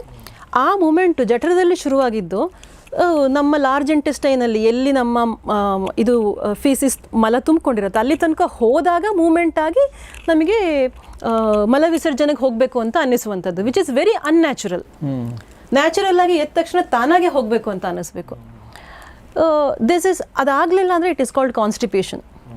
ಸೊ ಯೂಶ್ವಲಿ ನಾವು ಪೇಷಂಟ್ ಹತ್ರ ಕಾನ್ಸ್ಟಿಪೇಷನ್ ಇದೆಯಾ ಅಂತ ಕೇಳ್ತೀವಿ. ಮೋಷನ್ ಆಗ್ತಾ ಇದೆ ಅಂದರೆ ಇಲ್ಲ ಡಾಕ್ಟ್ರೆ ಎಲ್ಲ ಸರಿ ಇದೆ ಅಂತ ಹೇಳಿಬಿಡ್ತಾರೆ. ದೆನ್ ವಿ ಕ್ವೆಶ್ಚನ್, ಇದೆಲ್ಲ ವಿಷಯಗಳು ಬರುತ್ತೆ. And that is one of the major causes for most of the health issues. Motion clear ಆಗದೆ ಇರೋದು ಬೆಳಿಗ್ಗೆ. ಸೊ ಅದು first thing that we have to do. Urine and motion clear ಆಗಬೇಕು. ಅದರ ನಂತರ ನಾವು ಹಲ್ಲುಜ್ಜೋದು, ಇದೆಲ್ಲ ಶೌಚ ಸ್ನಾನ ಎಲ್ಲ ಮಾಡ್ಕೋಬೇಕು. ಸ್ನಾನ ಆದಮೇಲೆ ಆಹಾರ ಸೇವನೆ ಮಾಡಬೇಕು. ಈಗ ನೀವೇ ನಿಮ್ಮ ಸುತ್ತಮುತ್ತಲು ನೋಡಿದ್ರೆ ನಮ್ಮಲ್ಲಿ ಎಷ್ಟು ಜನ ನಾವು ಸ್ನಾನ ಆದಮೇಲೆ ತಿಂಡಿ ತಿಂತೀವಿ, ತಿಂಡಿ ತಿಂದ್ಕೊಂಡು ಆಮೇಲೆ ಸ್ನಾನ ಮಾಡಿದ್ರಾಯ್ತು, ಯಾವಾಗಾದರೂ ಸ್ನಾನ ಮಾಡಿದ್ರಾಯ್ತು ಅನ್ನೋದೊಂದು ನಮ್ಮ ಮನಸ್ಥಿತಿ ಇದೆ. ಆದರೆ ಹೊಟ್ಟೆಯಲ್ಲಿ ಆಹಾರ ಇದ್ದಾಗ ಸ್ನಾನ ಮಾಡಿದ್ರೆ ಜೀರ್ಣಕ್ರಿಯೆ ಸರಿಯಾಗಿ ನಡೆಯಲ್ಲ. ಮೈ ಮೇಲೆ ನೀರು ಬೀಳುತ್ತಲ್ಲ, ಜೀರ್ಣಕ್ರಿಯೆ ನಡೆಯೋದಿಲ್ಲ ಸರಿಯಾಗಿ. ಜೀರ್ಣ ಆಗದೇ ಇದ್ದಾಗ ಅದನ್ನು ನಾವು ಏನು ಹೇಳ್ತೀವಿ, ಆಮ ಅಂತ ಕರಿತೀವಿ. ಆಮ ಅಂದರೆ ಅನ್ಡೈಜೆಸ್ಟೆಡ್ ಫುಡ್. ಅದು ದೇಹದಲ್ಲಿ ಟಾಕ್ಸಿನ್ಸ್ ಆಗಿ ಕನ್ವರ್ಟ್ ಆಗ್ತಾ ಹೋಗುತ್ತೆ ನಿಧಾನಕ್ಕೆ. ಒಂದಿನದಲ್ಲಿ ಏನೂ ಆಗಲ್ಲ. ಬಟ್ ನಾವು ಈ ಪ್ರಾಕ್ಟೀಸನ್ನು ವರ್ಷಾನುಗಟ್ಟಲೆ ಮಾಡ್ತಿದ್ದೀವಿ. ಚಿಕ್ಕ ಮಗುವಿಂದ ಶುರು ಮಾಡ್ತೀವಿ ನಾವು. ಈಗ ಶಿಶು ಇರುತ್ತೆ 1 ತಿಂಗಳು, ಅದಕ್ಕೆ ಏನು ಮಾಡ್ತೀವಿ ಅಂದರೆ ಹಾಲು ಕುಡಿಸ್ತೀವಿ, ಎಣ್ಣೆ ಹಚ್ತೀವಿ, ಸ್ನಾನ ಮಾಡಿಸ್ತೀವಿ, ನಿದ್ದೆ ಮಾಡಿಸ್ತೀವಿ. ಮಗುವಿನ ಹೊಟ್ಟೆಯಲ್ಲಿ ಹಾಲಿದೆ, ಆವಾಗಲೇ ಎಣ್ಣೆ ಹಚ್ಚಿ ಸ್ನಾನ ಮಾಡಿಸ್ತೀವಿ. ಅಲ್ಲಿಂದಲೇ ಮಗುವಿನ ದೇಹದಲ್ಲಿ ಟಾಕ್ಸಿನ್ಸನ್ನು ತುಂಬಿಸೋಕ್ಕೆ ನಾವು ಶುರು ಮಾಡ್ತಾ ಇದ್ದೀವಿ ಇವಾಗ. ಮೊದಲು ಸ್ನಾನ ಮಾಡಿಸಿ ಮಗುಗೆ, ಹಾಲು ಕುಡಿಸಿ, ಅದು ಜೀರ್ಣ ಆಗೋಕ್ಕೊಂದು ಸ್ವಲ್ಪ ಹೊತ್ತು ಬಿಡಿ, ಆಮೇಲೆ ಸ್ನಾನ ಮಾಡಿಸ್ಬೇಕು ನಾವು. ಅಲ್ಲಿಂದನೇ ಮಗುವಿನ ಆರೋಗ್ಯ ಹಾಳಾಗ್ತಾ ಹೋಗುತ್ತೆ. ಸೊ ದೀಸ್ ಆರ್ ವೆರಿ, ನಿಮ್ಗೆ ಅನ್ನಿಸ್ಬೋದು ಇದೇನಪ್ಪ ಒಂದಿನ ತಿಂಡಿ ತಿನ್ಕೊಂಡು ಸ್ನಾನ ಮಾಡ್ತೀನಿ ಅಂತ, ಬಟ್ ಅದು ಇಂಪ್ಯಾಕ್ಟ್ ಆಗುತ್ತೆ ನಮ್ಮ ಮೇಲೆ. ಇದನ್ನು ಯಾರೂ ಗಮನಿಸೋದಿಲ್ಲ, ಯಾರೂ ಹೇಳೋದು ಕೂಡ ಇಲ್ಲ. ಇದನ್ನು ಬದಲಾವಣೆ ಮಾಡ್ತಾ ಹೋದರೆ ನಮಗೆ ಗೊತ್ತಾಗುತ್ತೆ. ಸೊ ಇದು ಒಂದು ಸ್ನಾನ. ಇನ್ನೊಂದು ವ್ಯಾಯಾಮಕ್ಕೆ ವಿಷಯಕ್ಕೆ ಬಂದರೆ, ಸ್ನಾನಕ್ಕಿಂತ ಮುಂಚೆನೇ ವ್ಯಾಯಾಮ ಮಾಡಬೇಕು. ದಿನಾಗಲೂ ವ್ಯಾಯಾಮ ಬೇಕು ನಮಗೆ. ನಾವೇನಂದ್ಕೋತೀವಿ, ನಾನು ಮನೆ ಕೆಲಸ ಮಾಡ್ತೀನಿ. ತುಂಬ ಜನ ನನ್ನ ಹತ್ರ ಹೇಳೋವಂಥದ್ದು ಪೇಷಂಟ್ಸು, ಎಸ್ಪೆಷಲಿ ಹೆಣ್ಮಕ್ಳು, ನಾನು ಮನೆ ಕೆಲಸ ಎಲ್ಲ ಮಾಡ್ತೀನಿ, ನನಗೆ ಯಾಕೆ ವ್ಯಾಯಾಮ ಬೇಕು ಅಂತ. ಒಂದು 50 ವರ್ಷ ಹಿಂದೆ ಆದರೆ ಮನೆ ಕೆಲಸ ಅಂದರೆ ಏನೇನಿರ್ತಿತ್ತು, ಬೀಸೋದು, ಬಾವಿಯಿಂದ ನೀರು ಸೇದೋದು, ಅಂಗಳ ಗುಡಿಸೋದು, ಮನೆ ಗುಡಿಸೋದು, ಇಂಥ ಹಲವಾರು ಕೆಲಸಗಳಿರೋದು ಮುಂಚೆ. ಅದನ್ನೆಲ್ಲ ನಾವು ವ್ಯಾಯಾಮಕ್ಕೆ ಕನ್ಸಿಡರ್ ಮಾಡಬಹುದಿತ್ತು. ನಾವು ಇವಾಗ ಹೇಗೆ ಬೀಸ್ತೀವಿ, ಒಂದು ಬಟನ್, ಎಲ್ಲದಕ್ಕೂ ಬಟನ್ ಒತ್ತಿದ್ರೆ ಆಯಿತು. ನಮ್ಮ ದೇಹಕ್ಕೆ ಎಲ್ಲಿ ವ್ಯಾಯಾಮ ಸಿಗ್ತಾ ಇದೆ ಅಲ್ವಾ? ಸೊ ವ್ಯಾಯಾಮ ಬೇಕೇ ಬೇಕು, ಪ್ರತಿಯೊಬ್ಬರಿಗೂ ಬೇಕಿದು. ದಿನಕ್ಕೊಂದು ಕನಿಷ್ಠ ಅರ್ಧ ಗಂಟೆ ಅವರವರ, ಈಗ ನಿಮಗೆ ಬೇಕಾಗೋ ವ್ಯಾಯಾಮದ ಪ್ರಮಾಣ ಬೇರೆ, ನನಗೆ ಬೇಕಾಗಿರೋದು ಬೇರೆ. ದಿನಕ್ಕೆ ಒಬ್ಬರಿಗೆ ಒಂದು ಅರ್ಧ ಗಂಟೆ ಆದರೂ ಬೇಕು. ನಾವೀಗ ನೋಡ್ತೀವಿ, ಎಲ್ಲರೂ ಜಿಮ್ಮಿಗೆ ಹೋಗ್ತೀವಿ, ನಾನು ಯೋಗ ಕ್ಲಾಸಿಗೆ ಹೋಗ್ತೀನಿ. ಆದರೆ ತಮಗೆ ಬೇಕಾದ ವ್ಯಾಯಾಮವನ್ನೇ ಅವ್ರು ಮಾಡ್ತಾ ಇದ್ದಾರಾ? ಖಂಡಿತ ಇಲ್ಲ. ತುಂಬ ಜನ ಮಾಡ್ತಾ ಇಲ್ಲ. ಒಂದು ಕಾಮನ್ ಪ್ರೋಟೋಕಾಲ್ ಇದ್ದುಬಿಡುತ್ತೆ. ಒಂದು ಕ್ಲಾಸಿಗೆ ಹೋದಾಗ ಎಲ್ರಿಗೂ ಅದನ್ನೇ ಮಾಡಿಸ್ತಾರೆ. ಆದರೆ ರಿಕ್ವೈರ್ಮೆಂಟ್ ಬೇರೆ ಬೇರೆ ಬೇರೆ ಇರುತ್ತೆ, ಕಸ್ಟಮೈಸ್ಡ್ ಆಗಬೇಕಾಗಿರುತ್ತೆ. ನೀವು ಏನು ಕೆಲಸ ಮಾಡ್ತೀರಿ ಅದಕ್ಕೆ ತಕ್ಕ ಹಾಗೆ ನಿಮಗೆ ವ್ಯಾಯಾಮ ಬೇಕಾಗಿರುತ್ತೆ. ನಿಮಗಿಂತ ಜಾಸ್ತಿ ಫಿಸಿಕಲ್ ಆ್ಯಕ್ಟಿವಿಟಿ ಇರುವವನಿಗೆ ವ್ಯಾಯಾಮ ಕಡಿಮೆ ಸಾಕಾಗುತ್ತೆ. ಇದನ್ನೆಲ್ಲ ನೋಡ್ಕೊಂಡು ಮಾಡಬೇಕಾಗತ್ತೆ.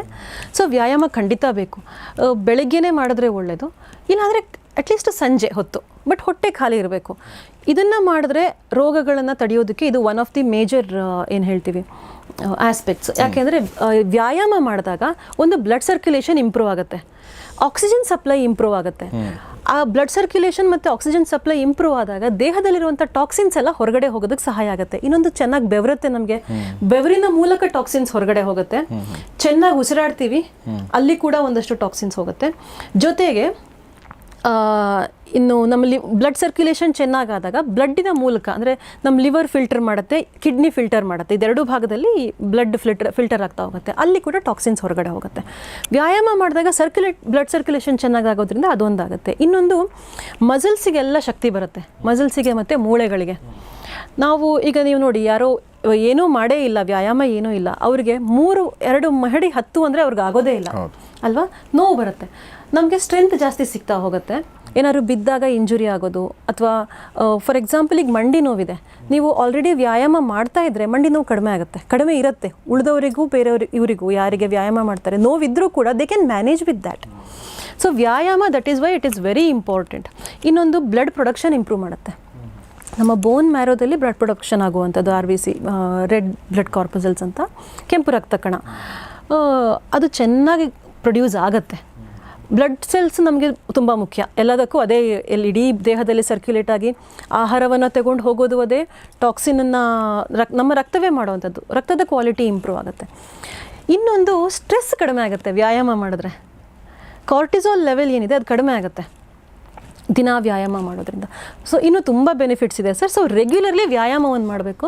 ಅದಾದ ಮೇಲೆ ಸ್ನಾನ ಆದ ಮೇಲೆ ನಾವೇನು ಹೇಳ್ತೀವಿ, ದೇವರ ಧ್ಯಾನನೋ ಪೂಜೆನೋ ಏನೋ ಒಂದು ಮಾಡಬೇಕು ನಿತ್ಯ ಅಂತ ಹೇಳ್ತೀವಿ. ಅದು ಯಾಕೆ, ನನಗೆ ನಂಬಿಕೆ ಇಲ್ಲ ಅಂತ ಹೇಳ್ಬೋದು. ನಂಬಿಕೆ ಇಲ್ಲ ಅಂದರೆ ನಿಮ್ಮ ಇಷ್ಟ. ಆದರೆ ಅದನ್ನು ಮಾಡೋದ್ರಿಂದ ಏನಾಗುತ್ತೆ ಅಂದರೆ, ನಮ್ಮ ಯೋಗದಲ್ಲಿ ಒಂದು ಅಷ್ಟಾಂಗ ಯೋಗದಲ್ಲಿ ಹೇಳುವಾಗ 2ನೇದು ನಿಯಮ ಅಂತ ಬರುತ್ತೆ, ನಿಯಮ ಅಂತ ಬರುತ್ತೆ. ನಾವೇನೇನು ಪಾಲನೆ ಮಾಡಬೇಕು ಅಂತ. ಅದರಲ್ಲಿ 5ನೇದು ಈಶ್ವರ ಪ್ರಣಿಧಾನ ಅಂತ ಬರುತ್ತೆ. ಅಂದರೆ ಈಶ್ವರ ಅಂದರೆ ದೇವರು, ಭಗವಂತ. ನಾವು ಯಾವ ಹೆಸರಿಂದನೇ ಕರ್ಕೋಬೋದು ಅವನ್ನ, ನಮಗೆ ಇಷ್ಟ ಬಂದ ಹೆಸರಿನಿಂದ. ಅವನಿಗೆ ಶರಣಾಗೋದು ಅಂತ ಅನ್ಕಂಡೀಷನಲಿ. ಅದು ನಮ್ಮ ಮನಸ್ಸಿನ ಭಾರವನ್ನು ಕಡಿಮೆ ಮಾಡುತ್ತೆ. ನಾವು ಈಗ ತುಂಬ ಸರಳ ಉದಾಹರಣೆ ಅಂದರೆ, ಪುಟ್ಟ ಮಗು ಎತ್ಕೊಂಡು ಹಾರಿಸ್ತಿರ್ತೀವಿ, ಮಗುಗೆ ಹೇಗೆ ನಂಬಿಕೆ ಇರುತ್ತೆ, ತಾನು ಬೀಳ್ತೀನಿ ಅಂತ ಅನ್ಸೋದೇ ಇಲ್ಲ ಮಗುಗೆ ಅಲ್ವಾ, ಯಾಕೆಂದರೆ ನಮ್ಮ ಮೇಲೆ ನಂಬಿಕೆ ಇದೆ. ಅದೇ ನಂಬಿಕೆ ನಮಗೆ ದೇವರ ಮೇಲೆ ಇದ್ದಾಗ ನಮ್ಮ ಸ್ಟ್ರೆಸ್ ಕಡಿಮೆ ಆಗುತ್ತೆ. ಈಗ ನನಗೇನೋ ಸಮಸ್ಯೆ ಬಂದಿದೆ, ಎಲ್ಲವನ್ನೂ ನಾನೇ ಮಾಡಬೇಕು ಅನ್ನೋ ಭಾವನೆಯಲ್ಲಿ ನಾವು ಮನುಷ್ಯರಿದ್ದೀವಿ. ಈಗ ನೀವು ಯಾರನ್ನೇ ನೋಡಿ, ಅವರ ಭುಜದ ಮೇಲೆ ಇಡೀ ಜಗತ್ತು ನಿಂತಿದೆ ಅನ್ನೋ ಸ್ಟ್ರೆಸ್ಸಲ್ಲಿ ಇರ್ತೀವಿ ನಾವಲ್ವಾ. ಅದು ಕಡಿಮೆ ಆಗುತ್ತೆ. ನಾವು ದೇವರನ್ನು ಪ್ರಾರ್ಥನೆ ಮಾಡೋದು, ಅದು ಯಾವ ರೂಪದಲ್ಲೇ ಇರಲಿ. ನಿಮಗೆ ನಾನು ಆ ದೇವ್ರನ್ನ ಪೂಜೆ ಮಾಡಲ್ಲ, ಶಿವನ್ ಮಾಡ್ತೀನಿ, ಕೃಷ್ಣನ್ ಮಾಡ್ತೀನಿ, ಇಲ್ಲ ಇನ್ಯಾವುದೇ ದೇವ್ರು ಇರ್ಬೋದು. ನಮಗಿಂತ ಶಕ್ತಿಶಾಲಿಯಾದದ್ದು ಏನೋ ಒಂದಿದೆ, ಅದಕ್ಕೆ ನಾವು ಶರಣಾಗ್ತೀವಿ ಅಂತಂದರೆ ನಮ್ಮ ಸಮಸ್ಯೆಗಳು, ಸ್ಟ್ರೆಸ್ಗಳು ತಾನೇ ಕಡಿಮೆ ಆಗುತ್ತೆ. ಸೊ ಇದನ್ನು ಹೇಳ್ತೀವಿ. ಸೊ ಇದು ಬೆಳಗಿನ ವಿಚಾರ ಆಯಿತು ನಾನು ಹೇಳೋದು. ನೆಕ್ಸ್ಟು ಆಹಾರ ಸೇವನೆ sir, which is very important. ಅರ್ಧ ಅಲ್ಲ, ಹೆಚ್ಚಿನ ರೋಗಗಳು ಬರೋದು ಆಹಾರದಿಂದ. We are what we eat ಅಂತ ಇಂಗ್ಲೀಷಲ್ಲೂ ಇದೆ, ಅದನ್ನೇ ನಮ್ಮ ಶಾಸ್ತ್ರೀಯ ಗ್ರಂಥಗಳು ಹೇಳಿದ್ದೇವೆ. ನಾವೇನು ತಿಂತೀವೋ ಅದು ನಾವು, ನಮ್ಮ ದೇಹ ಮತ್ತು ಮನಸ್ಸು. ನಮ್ಮ ಆಹಾರದಲ್ಲಿ 2 ಭಾಗ ಸರ್, ಒಂದು ಸೂಕ್ಷ್ಮ ಭಾಗ, ಇನ್ನೊಂದು ಸ್ಥೂಲ ಭಾಗ ಅಂತ. ನಾವು ಈಗಿನ ಆಧುನಿಕ ಅಥವಾ ವೆಸ್ಟರ್ನ್ ಸೈನ್ಸ್ನಲ್ಲಿ ನಾವೇನು ನೋಡ್ತೀವಿ, ಇದು ಸ್ಥೂಲ ಭಾಗವನ್ನು ಮಾತ್ರ ಗಮನಿಸುತ್ತೆ ಆಹಾರದಲ್ಲಿ. ನಾವೀಗ ಪ್ರೋಟೀನ್ ಅಂತ ಹೇಳ್ತೀವಿ, carbohydrate, which we can see ಅಲ್ವಾ. ಈಗ ಡಿವೈಡ್ ಮಾಡ್ಕೊಂಡು ಇದರಲ್ಲಿ ಅದಿದೆ, ಏನೋ ಒಂದು ಎಕ್ಸ್ಪೆರಿಮೆಂಟ್ ಮಾಡಿ ನೋಡಿದಾಗ, ಓಕೆ ಈ ಕಲರ್ ಚೇಂಜ್ ಆದರೆ ಪ್ರೋಟೀನ್ ಇದೆ, ಈ ಕಲರ್ ಚೇಂಜ್ ಆದರೆ ಕಾರ್ಬೋಹೈಡ್ರೇಟ್ ಇದೆ ಅಂತ. This is very physical. ಅದಲ್ಲದೇನೆ ಸೂಕ್ಷ್ಮ ಭಾಗ ಅಂತ ಒಂದಿರುತ್ತೆ ಆಹಾರದ, ಅದು ಕಣ್ಣಿಗೆ ಕಾಣಿಸೋದಿಲ್ಲ. ನೀವೀಗ ಸತ್ವ, ತಮಸ್ಸು, ರಜಸ್ಸು ಅಂತ ಕೇಳಿರ್ಬೋದು ಗುಣಗಳು. ನಮ್ಮ ಭಾರತೀಯ ಎಲ್ಲ ಇದರಲ್ಲೂ ಬಂದೇ ಬರುತ್ತೆ. ಗೀತೆಯಲ್ಲೂ ಕೂಡ ಕೃಷ್ಣ ಅದನ್ನು ಸಾತ್ವಿಕ ಆಹಾರ, ರಾಜಸಿಕ ಆಹಾರ, ತಾಮಸಿಕ ಆಹಾರ ಅಂತ ಗೀತೆಯಲ್ಲೂ ಕೂಡ ಕೃಷ್ಣ ಅದರ ಉಲ್ಲೇಖ ಮಾಡಿರೋದು ಕಾಣಿಸುತ್ತೆ. ಸೊ ಆ ಸೂಕ್ಷ್ಮ ಭಾಗ ನಮ್ಮ ಮನಸ್ಸನ್ನು ಫಾರ್ಮ್ ಮಾಡುತ್ತೆ. ನಮ್ಮ ಮನಸ್ಸಿನ ತಮೋಗುಣ, ರಜೋಗುಣ ಮತ್ತು ಸಾತ್ವಿಕ ಗುಣವನ್ನು ನಾವು ತಗೊಳ್ಳುವಂಥ ಆಹಾರ ಫಾರ್ಮ್ ಮಾಡುತ್ತೆ. ಈಗ ನಾವು ಅರಿಷಡ್ವರ್ಗ ಅಂತ ಕೇಳಿರ್ಬೋದು ನೀವು, ಕಾಮ, ಕ್ರೋಧ, ಲೋಭ, ಮೋಹ, ಮದ, ಮಾತ್ಸರ್ಯ. ಅದು ಆಗಿರೋದ್ರಿಂದ ಸಮಸ್ಯೆಗಳು ಬರ್ತಾ ಇರುವಂಥದ್ದು, ಮಾನಸಿಕವಾಗಿ ನಾನು ಹೇಳ್ತಿರುವಂಥದ್ದು. ಏನಾದ್ರು ನೋಡಿದ ತಕ್ಷಣ ಸಿಟ್ಟು, ಮಾತಾಡಿದ ತಕ್ಷಣ ಸಿಟ್ಟು, ಎಲ್ಲಿಂದ ಬರುತ್ತೆ ಅಷ್ಟೊಂದು ಸಿಟ್ಟು ಅಂದರೆ ಆ ಗುಣವನ್ನು ನಾವು ಬೆಳೆಸ್ಕೊಂಡಿದ್ದೀವಿ ಅಂತಹ ಆಹಾರವನ್ನು ಸೇವನೆ ಮಾಡಿಕೊಂಡು ಅಥವಾ ಅಂತಹ ವಾತಾವರಣದಲ್ಲಿ ಬದುಕ್ತಾ. ಸೊ ಇದೆಲ್ಲವನ್ನು ನಮ್ಮ ಆಹಾರ ಡಿಸೈಡ್ ಮಾಡುತ್ತೆ ಸರ್. ನಮ್ಮ ಆಹಾರ ಇವತ್ತಿಂದ ಹೇಗಿದೆ, ನಾವು ಪ್ರತಿದಿನ ಆಹಾರವನ್ನು ಬೇಯಿಸೋದಿಲ್ಲ. ನೀವು ತುಂಬ ಜನ ನೋಡಿ, ಅವತ್ತಿನ ಆಹಾರವನ್ನು ಅವತ್ತೇ ಬೇಯಿಸ್ಕೊಂಡು ತಿನ್ನೋರ ಸಂಖ್ಯೆ ಎಷ್ಟಿದೆ. ಒಂದಿನ ಸಾಂಬಾರು ಮಾಡಿರ್ತಾರೆ, 3 ದಿನ ತಿಂತೀವಿ ಅಲ್ವಾ. ಇನ್ನು ಪ್ಯಾಕ್ಡ್ ಫುಡ್ ಕತೆ ಹೇಳೋದೇ ಬೇಡ, 6 ತಿಂಗಳು 1 ವರ್ಷ ಅದರದ್ದು ಶೆಲ್ಫ್ ಲೈಫೇ ಇರುತ್ತೆ. ಅದೆಷ್ಟು ತಾಮಸಿಕ ಗುಣ ಅದರಲ್ಲಿ ಬಂದಿರಬಹುದು ಹಾಗಾದರೆ ಅಲ್ವಾ. ಸಹಜವಾಗಿ ಆಹಾರ ಪದಾರ್ಥಗಳಿಗೆ ಅದರದ್ದು ಗುಣ ಇರುತ್ತೆ. ಉದಾಹರಣೆಗೆ ಅನ್ನ, ತುಪ್ಪ, ಹಾಲು, ಇದರದ್ದೆಲ್ಲ ಗುಣಗಳು ಸಾತ್ವಿಕ. ಅದು ನಮ್ಮಲ್ಲಿ ಸಾತ್ವಿಕತೆಯನ್ನು ಜಾಸ್ತಿ ಮಾಡುತ್ತೆ. ಮೆಣಸಿನಕಾಯಿ, ಖಾರ, ಉಪ್ಪು, ಹುಳಿ, ಉಪ್ಪಿನಕಾಯಿ ಇಂಥ ಆಹಾರಗಳು ರಾಜಸಿಕ ಗುಣವನ್ನು ಜಾಸ್ತಿ ಮಾಡುತ್ತೆ. ಇನ್ನು ತಮಸ್ಸು ಅಂದರೆ ಹಳೆಯ ಆಹಾರಗಳು, ಹಿಂದಿನ ದಿನದ್ದು, 1 ವಾರ ಹಳೆಯದು, ಅಥವಾ ತುಂಬ ಅಶುದ್ಧವಾದ್ದು, ಅಥವಾ ಎಂಜಲ್ ಮಾಡಿಬಿಟ್ಟಿರುವಂಥದ್ದು, ಇಂಥದ್ದನ್ನೆಲ್ಲ ತಾಮಸಿಕ ಆಹಾರ ಅಂತ ಹೇಳ್ತೀವಿ. ಅದು ನಮ್ಮ ಮನಸ್ಸಲ್ಲಿ ತಾಮಸಿಕ ಗುಣವನ್ನು ಹೆಚ್ಚು ಮಾಡುತ್ತೆ. ತಾಮಸಿಕ ಗುಣ, ಈಗ ನಾವು ಮನುಷ್ಯರನ್ನು ನೋಡಿದಾಗ ನೀವು ಡಿಫ್ರೆನ್ಸ್ ಮಾಡ್ಬೋದು. ಒಬ್ಬರು ನೋಡಿದ್ರೆ ನಾವೇ ಹೇಳ್ತೀವಿ, ಓ ತುಂಬ ಸಾತ್ವಿಕ ಕಳೆ ಇದೆ ಇವರಲ್ಲಿ, ತುಂಬ ಪಾಸಿಟಿವ್ ಎನರ್ಜಿ ಒಬ್ಬರ ಹತ್ರ ಬರ್ತಾ ಇರುತ್ತೆ, ಆರಾ ಇರುತ್ತೆ. We feel very comfortable. ಈಗ ನಾವು ಪಬ್ಲಿಕ್ ಟ್ರಾನ್ಸ್ಪೋರ್ಟಲ್ಲಿ ಹೋಗ್ತಾ ಇದ್ರೆ ಸರ್, ಬಸ್ ಇರ್ಬೋದು, ಮೆಟ್ರೋನ, ಎಲ್ಲೋ ಒಂದು, ಕೆಲವೊಬ್ಬರ ಪಕ್ಕ ಯಾರು ಅಂತ ಗೊತ್ತಿರಲ್ಲ ನಮಗೆ, ಎಲ್ಲರೂ ಅಪರಿಚಿತರೆ. ಕೆಲವೊಬ್ಬರ ಪಕ್ಕ ನಿಂತಾಗ ತುಂಬ ಕಂಫರ್ಟೇಬಲ್ ಅನಿಸುತ್ತೆ ನಮಗೆ. ಇನ್ನು ಕೆಲವರು ಅಷ್ಟು ದೂರ ಇದ್ರೂ ನಮಗೆ ಏನೋ ಒಂಥರ ಡಿಸ್ಕಂಫರ್ಟ್. ಯಾಕೆ ಹಾಗಾಗತ್ತೆ? ಅವರಲ್ಲಿರುವಂಥ ಗುಣದಿಂದ ಆ ಥರ ಆಗ್ತಿರತ್ತೆ ನಮಗೆ. ನಮ್ಮ ಬಗ್ಗೆನೂ ಇನ್ನೊಬ್ರಿಗೆ ಆಗ್ತಾ ಇರುತ್ತೆ ಅದೇ ಥರ ಅಲ್ವಾ. ಸೊ ಇದನ್ನು ಡಿಸೈಡ್ ಮಾಡೋದು ನಮ್ಮ ಆಹಾರ ಮುಖ್ಯವಾಗಿ. ಆಹಾರದಲ್ಲಿ ನಾವು ಹಾಗಾಗಿ ಬರೀ ಏನೋ ಒಂದು ತಿಂದ್ರಾಯ್ತು ಅನ್ನೋದ್ರಿಂದ ಹೊರಗಡೆ ಬರಬೇಕು. ನಮ್ಮ ಇವತ್ತಿನ ಆಹಾರ ಕ್ರಮ ಹೇಗಿದೆ ಅಂದರೆ, ಏನೋ ಒಂದು ತಿಂದ್ರಾಯ್ತು, ಯಾವಾಗಲೂ ತಿಂದ್ರಾಯ್ತು, ಹೇಗೋ ತಿಂದ್ರಾಯ್ತು ಅಂತ. ಆಹಾರದ ಬಗ್ಗೆ ಹೇಳುವಾಗ ನಾನು ಒಂದಷ್ಟು ಸಿಂಪಲ್ ಪ್ರಶ್ನೆಗಳನ್ನು ಮೊದಲೇ ಕೇಳ್ಕೊಳ್ಳಿ ಅಂತ ಹೇಳ್ತೀನಿ. First thing, why are you eating? ಯಾಕೆ ತಿಂತಾ ಇದ್ದೀವಿ ನಾವು? ಆಹಾರ ಯಾಕೆ ಬೇಕು ನಮಗೆ? ಮೊದಲನೇದು ನಮ್ಮ ಪೋಷಣೆಗೆ. ನಾವು ತಗೊಳ್ತಾ ಇರೋ ಆಹಾರದಲ್ಲಿ ಪೋಷಣೆ ಇದೆಯಾ ಇಲ್ವಾ ಅಂತ ನೋಡಬೇಕು ನಾವು. ಪೋಷಣೆ ಅಂದರೆ ಮತ್ತದೇ ಬರುತ್ತೆ, ದೇಹ ಮಾತ್ರ ಅಲ್ಲ, ಮನಸ್ಸಿಗೂ ಪೋಷಣೆ ಸಿಗ್ತಾ ಇದೆಯಾ ಅಂತ. ನಾನು ಪ್ಯಾಕ್ಡ್ ಫುಡ್ ತಿಂತೀನಿ, ಅದು 6 ತಿಂಗಳು ಹಿಂದೆನೋ ಎಲ್ಲೋ ತಯಾರು ಮಾಡಿರ್ತಾರೆ. ಅದನ್ನು ತಗೊಂಡ್ರೆ ನಂಗೆ ಮನಸ್ಸಿಗೆ ಪೋಷಣೆ ಸಿಗುತ್ತಾ? ಇಲ್ಲ, ಅದು ತಮೋ ಗುಣವನ್ನು ವೃದ್ಧಿ ಮಾಡುತ್ತೆ. ಈ ಗುಣಗಳಿಂದ ಏನಾಗುತ್ತೆ ಅಂತ ಹೇಳ್ತೀನಿ ನಾನು ಆಮೇಲೆ. ಸೊ ಹಾಗಾಗಿ ಅದನ್ನೇ ಅವಾಯ್ಡ್ ಮಾಡಬೇಕು. ಇನ್ನು ಯಾಕೆ ತಿಂತೀವಿ ಅನ್ನೋದಾಯಿತು, ಪೋಷಣೆಗೋಸ್ಕರ ಅನ್ನೋದು, ಅದನ್ನು ಉದ್ದೇಶವನ್ನು ನೆನ್ಪಿಟ್ಕೊಂಡ್ರೆ ನಾವು ಸರಿಯಾಗಿ ಮಾಡ್ತೀವಿ. ಈಗ ನಾಳೆ ನಮ್ಮ ಜೀವನದಲ್ಲಿ ಏನೋ ಒಂದು ಉದ್ದೇಶ ಇರುತ್ತೆ, ಆ ಉದ್ದೇಶನ ಮರೆತಾಗ ನಾವು ಈಗ ಸೋಷಿಯಲ್ ಮೀಡಿಯಾ ಸ್ಕ್ರೋಲ್ ಮಾಡ್ತಾ ಕೂತಿರ್ತೀವಿ ಸರ್, ತಾಸುಗಟ್ಟಲೆ ಸ್ಕ್ರೋಲ್ ಮಾಡ್ತೀವಿ, ಸಡನ್ನಾಗಿ ಈ ಕೆಲಸ ಇದೆ ಅಂತ ಹೋಗ್ತೀವಿ. ಆ ಉದ್ದೇಶ ನಮಗೆ ನೆನಪಿರಬೇಕು. ಆಹಾರ ಸೇವನೆಯಲ್ಲೂ ಅದು ಬರುತ್ತೆ. ಏನೋ ತಿಂದೆ, ಯಾವಾಗಲೂ ತಿಂದೆ, that is the reason we are here today. ದಿನ ಬೆಳಗಾದರೆ ಒಂದಲ್ಲ ಒಂದು ಸಮಸ್ಯೆ. Second one, what are you eating? Why ಆಯಿತು, second is what. What should we eat? What are we eating right now? First thing is we should eat something that is suitable for my body. ನನಗೆ ಹೊಂದುವಂಥ ಆಹಾರ, ನಿಮಗೆ ಹೊಂದುವಂಥ ಆಹಾರ ಬೇರೆ ಬೇರೆ ಇರುತ್ತೆ. ಈಗ ನೀವು ಉತ್ತರ ಕರ್ನಾಟಕದಲ್ಲಿ ಬೆಳೆದು ಬಂದವರು, ನಿಮ್ಮ ಆಹಾರ ಪದ್ಧತಿ ಉತ್ತರ ಕರ್ನಾಟಕದ್ದು. ನಾನು ಮಂಗಳೂರವಳು, ನನ್ನ ಆಹಾರ ಪದ್ಧತಿ ಮಂಗಳೂರಿಂದು. ನೀವು ಜೋಳದ ರೊಟ್ಟಿ ತಿನ್ಬೋದು, ನಾನು ಅನ್ನ ಊಟ ಮಾಡ್ತೀನಿ. ನಮ್ಮಲ್ಲಿ 3 ಹೊತ್ತು ಅನ್ನ ಊಟ ಮಾಡ್ತೀವಿ, ಅಕ್ಕಿನೇ ನಮ್ಮ ಪ್ರಧಾನ ಆಹಾರ. ಇಲ್ಲಿ ನಮ್ಮ ಬೆಂಗಳೂರಲ್ಲಿ, ಮೈಸೂರಲ್ಲಿ ರಾಗಿ ಮುದ್ದೆ ಪ್ರಧಾನ ಆಹಾರ, ತುಂಬ ಜನ ಅದನ್ನೇ ಸೇವನೆ ಮಾಡೋದು. ಹಾಗಂತ ನಾನು ನಾಳೆ ರಾಗಿ ಮುದ್ದೆ ತಿನ್ನೋಕ್ಕೆ ಶುರು ಮಾಡಿದ್ರೆ ನನ್ನ ಆರೋಗ್ಯ ಕೆಡುತ್ತೆ. ರಾಗಿ ಮುದ್ದೆ ಒಳ್ಳೆಯದು, ನನಗೂ ಒಳ್ಳೆಯದಲ್ಲ. ನಾನು 1 ಹೊತ್ತು ತಿನ್ಬೋದು, ನಾನು 3 ಹೊತ್ತು ತಿಂತೀನಿ, ವಾರದಲ್ಲಿ 5 ದಿನ ತಿಂತೀನಿ, ನನಗೆ ರೋಗ ಬರುತ್ತೆ. ಯಾಕೆಂದರೆ ನಾನು ಅನ್ನ ತಿಂದು ಬೆಳೆದವಳು, ನನ್ನ ಪರಂಪರೆಯಲ್ಲಿ ನನ್ನ ಮುತ್ತಾತನ ಕಾಲದಿಂದಲೂ ಅನ್ನವೇ ತಿಂತಾ ಬಂದವರು. ಹಾಗಾಗಿ ಅದೇ ರೀತಿ ನನ್ನ ಪ್ರಕೃತಿ ಅಂತ ಒಂದಿರುತ್ತೆ, ದೇಹ ಪ್ರಕೃತಿ ಒಬ್ಬರಿಂದ ಒಬ್ಬರು ವ್ಯತ್ಯಾಸ. ಇದು ಸಿಂಪಲ್, ನಾವು ಗಮನಿಸಿರ್ತೀವಿ. ಕೆಲವರಿಗೆ ಬದನೆಕಾಯಿ ತಿಂದ ತಕ್ಷಣ ಬಾಯಿ ಎಲ್ಲ ತುರ್ಕೆ ಬರೋದು, ಕೈ ತುರ್ಕೆ ಬರೋದು ಎಲ್ಲ ಆಗುತ್ತೆ. ಅಲರ್ಜಿ ಆಗುತ್ತೆ ಕೆಲವರಿಗೆ. ಈ ಶೇಂಗಾ ತಿಂದರೆ ಕೆಲವ್ರಿಗೆ ಅಲರ್ಜಿ ಆಗುತ್ತೆ. ನಮ್ಮ ಭಾರತದಲ್ಲಿ ಇದೆಲ್ಲ ತುಂಬ ಕಡಿಮೆ, ವೆಸ್ಟಲ್ಲಿ ಸ್ವಲ್ಪ ಜಾಸ್ತಿನೇ ಇದೆ. ಏನು ತಿಂದರೂ ಅಲರ್ಜಿ ಆಗುತ್ತೆ, ಹಾಲಿಂದ ಅಲರ್ಜಿ ಆಗುತ್ತೆ, ಲ್ಯಾಕ್ಟೋಸ್ ಇಂಟಾಲರೆಂಟ್. ಪ್ರಕೃತಿಯ ಮೇಲೆ ಇದು ಡಿಸೈಡ್ ಆಗುತ್ತೆ ಸರ್, ನಿಮಗೆ ಯಾವುದು ಹೊಂದತ್ತೆ, ನನಗೆ ಯಾವುದು ಹೊಂದತ್ತೆ ಅನ್ನೋದು. ಈಗ ನಾವು ಪ್ರಕೃತಿ ಅಂತಂದರೆ ವಾತ ಪಿತ್ತ ಕಫ ಅಂತ, ಅದು ಎಲ್ಲಿಂದ ಬಂದಿದೆ ಅಂದರೆ ಪಂಚಮಹಾಭೂತದಿಂದ ಬಂದಿದೆ. ಈಗ ನಮ್ಮ ದೇಹ ಫಾರ್ಮ್ ಆಗಿರುವಂಥದ್ದು ಪಂಚಮಹಾಭೂತದಿಂದಲೇ, ಇಡೀ ಜಗತ್ತು ಸೃಷ್ಟಿಯಾಗಿರುವಂಥದ್ದು. ಅದರ ಇನ್ನೊಂದು ರೂಪವೇ ಅದನ್ನು ಏನು ಹೇಳ್ತೀವಿ ಈಗ ಜಲ ಮತ್ತು ಅಗ್ನಿ ತತ್ವ ಸೇರಿ ಪಿತ್ತ ಆಗುತ್ತೆ, ಪೃಥ್ವಿ ತತ್ವದಿಂದ ಕಫ ಆಗುತ್ತೆ, ಪೃಥ್ವಿ ಮತ್ತು ಜಲದಿಂದ, ಆಕಾಶ ಮತ್ತು ವಾಯು ತತ್ವದಿಂದ ನಮ್ಮ ವಾತ ಅಂತ ಆಗುತ್ತೆ. ಇದು ನಮ್ಮ ದೇಹದ ಫಂಕ್ಷನಿಂಗ್ಗೆ ಕಾರಣ ಆಗಿರುತ್ತೆ. ಏನೇನಾಗುತ್ತೋ ಅಷ್ಟು ಫಂಕ್ಷನಿಂಗಿಗೆ ಆದರೆ ಒಬ್ಬೊಬ್ಬರಲ್ಲಿ ಅದು ಒಂದು ಬ್ಯಾಲೆನ್ಸಲ್ಲಿರಬೇಕು ಎಲ್ಲರಲ್ಲೂ. ಅದು ಇಲ್ಲ ಅಂತ ಆದಾಗ ಸ್ವಲ್ಪ ಹೆಚ್ಚು ಕಮ್ಮಿ ಆಗಿರುತ್ತೆ. ಯಾರ್ದು ಕೂಡ ಈಕ್ವಲ್ ಇರಲ್ಲ. ಇದು ಯಾವುದು 33% ಅಲ್ಲ.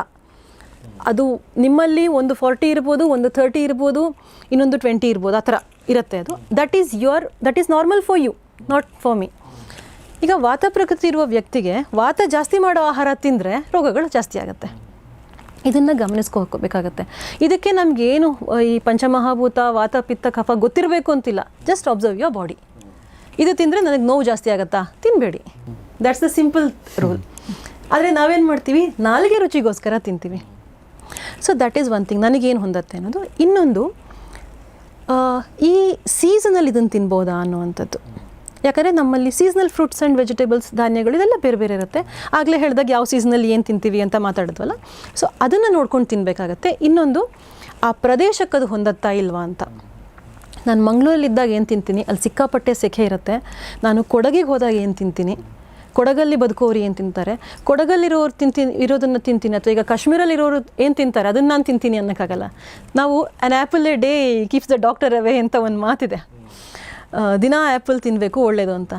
ನಾವು ಮಂಗಳೂರಲ್ಲಿ ಕೂತ್ಕೊಂಡು ಆ್ಯಪಲ್ ತಿನ್ನಬಾರ್ದು. ಯಾಕಂದರೆ ಇಲ್ಲಿ ಬೆಳೆಯೋದೇ ಇಲ್ಲ ನಾವು ಅದನ್ನು. ಆ ಲೋಕಲ್ ಪ್ರದೇಶದಲ್ಲಿರುವವರಿಗೆ ಏನು ಬೇಕೋ ಆ ಮಣ್ಣು ಅದನ್ನು ಬೆಳೆಯುತ್ತೆ. ನಾವು ಆ್ಯಪಲ್ ತಿನ್ನೋದಲ್ಲ. ನಮ್ಮಲ್ಲಿ ಈಗ ಮಾವಿನ ಹಣ್ಣು ಬರುತ್ತೆ, ಮಳೆಗಾಲ ಬಂದಮೇಲೂ ಮಾವಿನ ಹಣ್ಣಿದೆ. ಈಗ ಇರಬಾರ್ದು ಆ್ಯಕ್ಚುಲಿ. ಮಳೆ ಶುರುವಾದ್ಮೇಲೆ ಮಾವಿನ ಹಣ್ಣು ಸಾಮಾನ್ಯವಾಗಿ ತಿನ್ನಬಾರ್ದು. ಈಗ ನಾವು ಮನುಷ್ಯರನ್ನೆಲ್ಲ ಕೆಡಿಸ್ಕೊಂಡಿರುವಂಥದ್ದು. ಸೊ ಆ ಪ್ರದೇಶದಲ್ಲಿ ಏನು ಬೆಳೆಯುತ್ತೆ ಅದನ್ನು ನಾವು ತಿನ್ನಬೇಕು. ಈಗ ಒಂದಿನ ನಾನು ಸ್ಟ್ರಾಬೆರಿ ತಿಂದರೆ ಏನೂ ಆಗಲ್ಲ, but I should not make it a habit to eat. ನಾನು ತುಂಬ ಈ ಹೆಲ್ತ್ ಆರ್ಟಿಕಲ್ಸ್ ಎಲ್ಲ ನೋಡ್ತಾ ಇರ್ತೀನಲ್ಲ, ಅಥವಾ ಕೆಲವು ಸೋಷಿಯಲ್ ಮೀಡಿಯಾದಲ್ಲಿ ಹಾಕ್ತಿರ್ತಾರೆ. ನಿಮಗೆ ಈ ರೋಗ, ಇಂಡಿಯನ್ಸಿಗೆ ಇದು ಹೇಳ್ತಾ ಇರೋವಂಥದ್ದು, ಬ್ಲೂಬೆರಿ ತಿನ್ನಿ, ಸ್ಟ್ರಾಬೆರಿ ತಿನ್ನಿ ಅಂತ ಹಾಕ್ತಿರ್ತಾರೆ. ನಾವಿಲ್ಲಿ ಬೆಳೆಯೋದೇ ಇಲ್ವಲ್ಲ ಸರ್, ಮೂಲತಃ ಇಲ್ಲಿದಲ್ಲ ಅದು. ಅದನ್ನು ಯಾಕೆ ತಿನ್ನಬೇಕು? ಮಾವಿನ ಹಣ್ಣು, ನಮ್ಮ ಪೇರಳೆ, ಇದನ್ನೆಲ್ಲ ಯಾಕೆ ಯಾರೂ ಪ್ರಮೋಟೇ ಮಾಡೋದಿಲ್ಲ? That is healthier for us ಅಲ್ವಾ? ಸೊ ಈ ಪ್ರಾದೇಶಿಕವಾದ ಆಹಾರ ಕೂಡ ತುಂಬ ಮುಖ್ಯ. This is what should we ಈಟ್ ಅನ್ನೋದು. ಇನ್ನೊಂದು, ಟ್ರೆಡಿಷನಲ್ ಫುಡ್. ನಮ್ಮ traditional food is good for us. ನಮ್ಮಲ್ಲಿ ಸಂಪ್ರದಾಯದಲ್ಲಿ ಏನು ತಿಂತೀವಿ, ಅನ್ನ. ಈಗ ನಮ್ಮ ಕಡೆ ಹೋದರೆ ನಾವು ಅನ್ನ, ಸಾರು, ಮಜ್ಜಿಗೆ ಹುಳಿ ಮಾಡ್ತೀವಿ, ಪಾಯಸ ಇರ್ಬೋದು. ಈ ಥರದ್ದು ಆಹಾರ ಏನಿದೆ ಅದು. ನೀವು ಕೇರಳಕ್ಕೆ ಹೋದರೆ ಅಲ್ಲಿದ್ದು ಬೇರೆ ಇರುತ್ತೆ, ತಮಿಳ್ನಾಡಲ್ಲಿ ಅದನ್ನು ತಿನ್ನಬೇಕು. ನಮ್ಮ ಹಿರಿಯರು ಏನು ತಿಂದಿದ್ದಾರೆ ಅದು ನನಗೆ ಹೊಂದತ್ತೆ. Because my gene is accustom to that. So ನಮ್ಮ ದೇಹ ಅದಕ್ಕೆ ಹೊಂದ್ಕೊಂಡಿರುತ್ತೆ ಸರ್. ನಾವು ಆಹಾರ ಬದಲಾವಣೆ ಮಾಡ್ತೀವಿ. ನಮ್ಮ ಪಕ್ಕದ ಮನೆಯವರು, ಈಗ ಬೆಂಗಳೂರಲ್ಲಿ ನಾವು ಎಲ್ಲ ಪ್ರದೇಶದವರು ಇದ್ದೀವಿ. ಪಕ್ಕದ ಮನೆಯವರು ಪಂಜಾಬಿಂದ ಬಂದಿರ್ತಾರೆ, ಅವರು ದಿನ ಪರೋಟ ತಿಂತಾರೆ. ನಾನು ತಿಂತೀನಿ ಅಂದರೆ ಆಗಲ್ಲ. ಒಂದಿನ ತಿನ್ಬೋದು, 2 ದಿನ ತಿನ್ಬೋದು, ದಿನ ತಿನ್ನಕ್ಕೆ ಹೋಗಬಾರ್ದು. We will end up in disease. ಒಂದು ಸಣ್ಣ ಉದಾಹರಣೆ ಕೊಡ್ತೀನಿ, ಒಂದು ಕೇಸ್ ಹೇಳ್ತೀನಿ. ಸುಮಾರು 64-65 ವರ್ಷ ಒಬ್ಬರು ಪೇಷಂಟ್ ಬಂದಿದ್ರು ನನ್ನ ಹತ್ರ. ಬಂದು 4 ವರ್ಷದಿಂದ ನಿದ್ದೆ ಮಾಡಿಲ್ಲ ಡಾಕ್ಟ್ರೇ ನಾನು ಅಂತ. ಯಾಕೆ ಅಂತ ಸುಮ್ಮನೆ ಹೀಗೆ ಲೈಫ್ ಸ್ಟೈಲ್ ಹಿಸ್ಟ್ರಿ ಫುಲ್ ತಗೋತಾ ಇದ್ದೆ. ಯೂಶ್ವಲಿ ನಾನು ಕನ್ಸಲ್ಟ್ ಮಾಡಬೇಕಾದ್ರೆ ಎಷ್ಟು ಗಂಟೆಗೆ ಹೇಳ್ತಾರೆ ಇಂದ ಹಿಡಿದು, ಈಗ ಹೇಳ್ತಾ ಇದ್ನಲ್ಲ, ಇದಿಷ್ಟು ವಿಚಾರಗಳನ್ನು ಕನ್ಸಲ್ಟ್ ಮಾಡ್ತೀನಿ. ನೋಡಿದ್ರೆ 4 ವರ್ಷ ಅವರು ಇಲ್ಲಿ ದಕ್ಷಿಣ ಕರ್ನಾಟಕದವರೇ. ಅನ್ನ ಊಟ ಮಾಡ್ತಾಯಿದ್ರು ಮುಂಚೆ. 4 ವರ್ಷದ ಹಿಂದೆ ಅವ್ರಿಗೆ ಯಾರೋ ಮಿಲೆಟ್ ತಿನ್ನಿ ಅಂತ ಹೇಳಿದ್ದಾರೆ, ಒಳ್ಳೆಯದು ವೆಯ್ಟ್ ಲಾಸ್ಗೆ ಅಂತ. ಮಿಲೆಟ್ ತಿನ್ನೋಕ್ಕೆ ಶುರು ಮಾಡಿದ್ದಾರೆ, ಅನ್ನ ಬಿಟ್ಬಿಟ್ಟಿದ್ದಾರೆ. ಅವರಿಗೆ ನಿದ್ದೆ ಸಮಸ್ಯೆ ಶುರುವಾಗಿದೆ. ಅಂದರೆ ಅವರು ಆಹಾರ ಯಾವಾಗ ಬದಲಾವಣೆ ಮಾಡಿಕೊಂಡ್ರೋ ಸಮಸ್ಯೆ ಶುರುವಾಯಿತು. ಅವ್ರಿಗೆ ಇನ್ನೇನು ಜಾಸ್ತಿ ಹೇಳಿಲ್ಲ ನಾನು, ಬರೀ ಮಿಲೆಟ್ಸ್ ಬಿಟ್ಬಿಡಿ, normal go back to your regular food. ಏನು ಬೆಳಗ್ಗೆ ಇಡ್ಲಿ ದೋಸೆ ಉಪ್ಪಿಟ್ಟು ತಿಂತಾಯಿದ್ರು, ಮಧ್ಯಾಹ್ನ ಅನ್ನ ಸಾಂಬಾರು ಊಟ ಮಾಡ್ತಾಯಿದ್ರು. 15 ದಿನ ಬಿಟ್ಟು ಅವರು ಒಂದು ವೈಟ್ A4 ಸೈಜ್ ಫುಲ್ ಬರ್ಕೊಂಬಂದಿದ್ದಾರೆ ಪಾಯಿಂಟ್ಸು, ಎಷ್ಟು ಇಂಪ್ರೂವ್ಮೆಂಟ್ ಆಗಿದೆ ಅಂತ. ಅಂದರೆ these are a very minute things which we don't consider as important ones. So ಆಹಾರದಲ್ಲಿ ಇದು ಇಂಪಾರ್ಟೆಂಟ್. ಇನ್ನೊಂದು, ವೆನ್ ಶುಡ್ ವಿ ಈಟ್, ಯಾವಾಗ ತಿಂತೀವಿ ಅಂತ. ನಾವೀಗ ನಿಮ್ಗೊಂದು ಪ್ರಶ್ನೆ ಕೇಳ್ತೀನಿ ಸರ್, ದಿನಕ್ಕೆ ಯಾವಾಗೆಲ್ಲ ತಿಂತೀವಿ ನಾವು? ನಾವು ಅಂದರೆ ಸಾಮಾನ್ಯ ನೀವು ಅಂತಲ್ಲ ಜನರಲ್ಲೂ. ಬೆಳಗ್ಗೆ, ಮಧ್ಯಾಹ್ನ, ರಾತ್ರಿ ಇದು ಒಂದು ಪ್ಯಾಟರ್ನ್ ನಾವು ಮೇನ್ ಕೋರ್ಸ್ ಅದು. Main course. ಅದು ಬಿಟ್ಟು ಮಧ್ಯೆ ಎಷ್ಟು ಸಲ ತಿಂತೀವಿ ಸರ್? ಮಧ್ಯ ಅಂದರೆ ಬೆಳಿಗ್ಗೆ ಅಂದರೆ ಡೇ ಸ್ಟಾರ್ಟ್ ಮಾಡೋದೇ ನಾವು ಒಂದು ಏನೋ ಬಿಸ್ಕಿಟಿಂದ ಶುರು ಮಾಡ್ತೀವಿ, ಆಮೇಲೆ ಸಂಜೆ ಮತ್ತೆ ಏನೋ ತಿಂತೀವಿ, ಇನ್ನೊಂದು ಏನಾದರೂ ಚಾಟ್ಸ್ ತಿಂತೀವಿ. ಆಫೀಸಲ್ಲಿ ಇದ್ರೆ 3 ಗಂಟೆಗೆ ಒಂದು ಕಾಫಿ ಆಗುತ್ತೆ, 11 ಗಂಟೆಗೆ ಒಂದು ಕಾಫಿನೋ ಏನೋ ಒಂದಿರುತ್ತೆ ಅಲ್ವಾ. ಸೊ ಈ ಸಣ್ಣ ಸಣ್ಣ ಮೀಲ್ಸನ್ನ ಸೇರಿಸಿದ್ರೆ, ಇನ್ನು ಹೆಣ್ಮಕ್ಳು ಅಡುಗೆ ಮನೇಲಿದ್ರೆ ಆಗಾಗ ಏನೋ ಒಂದು ಬ್ಯಾಗ್ ಹಾಕೋತಾ ಇರ್ತಾರೆ, ನಾವು ಮನೇಲಿದ್ರೆ ಅದನ್ನ ಜಾಸ್ತಿ ಮಾಡ್ತೀವಿ. ಕರೆಕ್ಟ್. ಇದನ್ನ ಸೇರಿಸಿದ್ರೆ ದಿನಕ್ಕೊಂದು 7-8 ಸಲ ತಿಂದಿರ್ತೀವಿ ನಾವು ಅಲ್ವಾ. ನಾವು ದಿನಕ್ಕೆ 2 ಆಹಾರ ತಗೋಬೇಕು, ಅದು ಮೋಸ್ಟ್ ಸುಟೇಬಲ್ ಫಾರ್ ಅಸ್. ಇವಾಗ ಅದನ್ನು 3 ಅಂತ ಮಾಡ್ಕೊಂಡಿದ್ದೀವಿ, ಬಟ್ ಓಕೆ 3ಕ್ಕೆ ಸೀಮಿತಗೊಳಿಸಿದ್ದೀವಿ ಅಂದರೆ ಇಲ್ಲ, 8-10 ಸಲ ತಿಂತಿದ್ದೀವಿ. ಒಂದು ಮಾತಿದೆ, 1 ಹೊತ್ತು ಉಂಡರೆ ಯೋಗಿ, 2 ಹೊತ್ತು ಉಂಡರೆ ಭೋಗಿ, 3 ಹೊತ್ತು ಉಂಡರೆ ರೋಗಿ, 4 ಹೊತ್ತು ಉಂಡರೆ ಹೊತ್ತುಕೊಂಡು ಹೋಗಿ ಅಂತ ಒಂದು ಮಾತಿದೆ. ಅಂದರೆ ಯೋಗಿಗಳು 1 ಹೊತ್ತು ಊಟ ಮಾಡ್ತಾರೆ ದಿನಕ್ಕೆ, ಭೋಗಿಗಳು ಅಂದರೆ ಸಾಮಾನ್ಯರು, ನಾವು ಲೌಕಿಕ ಬದುಕಿನಲ್ಲಿರೋರು ದಿನಕ್ಕೆ 2 ಹೊತ್ತು ಊಟ ಮಾಡಬೇಕು. ನಮ್ಮ ಪರಂಪರೆಯಲ್ಲಿ ಇದ್ದಿದ್ದು 2 ಹೊತ್ತಿನ ಊಟವೇ. ನಾವು ಅದನ್ನು 3 ಮಾಡ್ಕೊಂಡಿದ್ದೀವಿ, ಆದರೆ 3ಕ್ಕೂ ನಿಲ್ಲಿಸಿಲ್ಲ. ನಾವು ಹಸಿವಾದಾಗ ಊಟ ಮಾಡಬೇಕು. ಹಸಿವಾದಾಗ ಆ ಜೀರ್ಣಕ್ರಿಯೆಗೆ ಬೇಕಾದಂಥ ಇದಿರುತ್ತಲ್ಲ ಸರ್, ಎನ್ಸೈಮ್ಸ್ ಎಲ್ಲ ಸರಿಯಾಗಿ ರಿಲೀಸ್ ಆಗುತ್ತೆ, ಜೀರ್ಣ ಚೆನ್ನಾಗಾಗತ್ತೆ.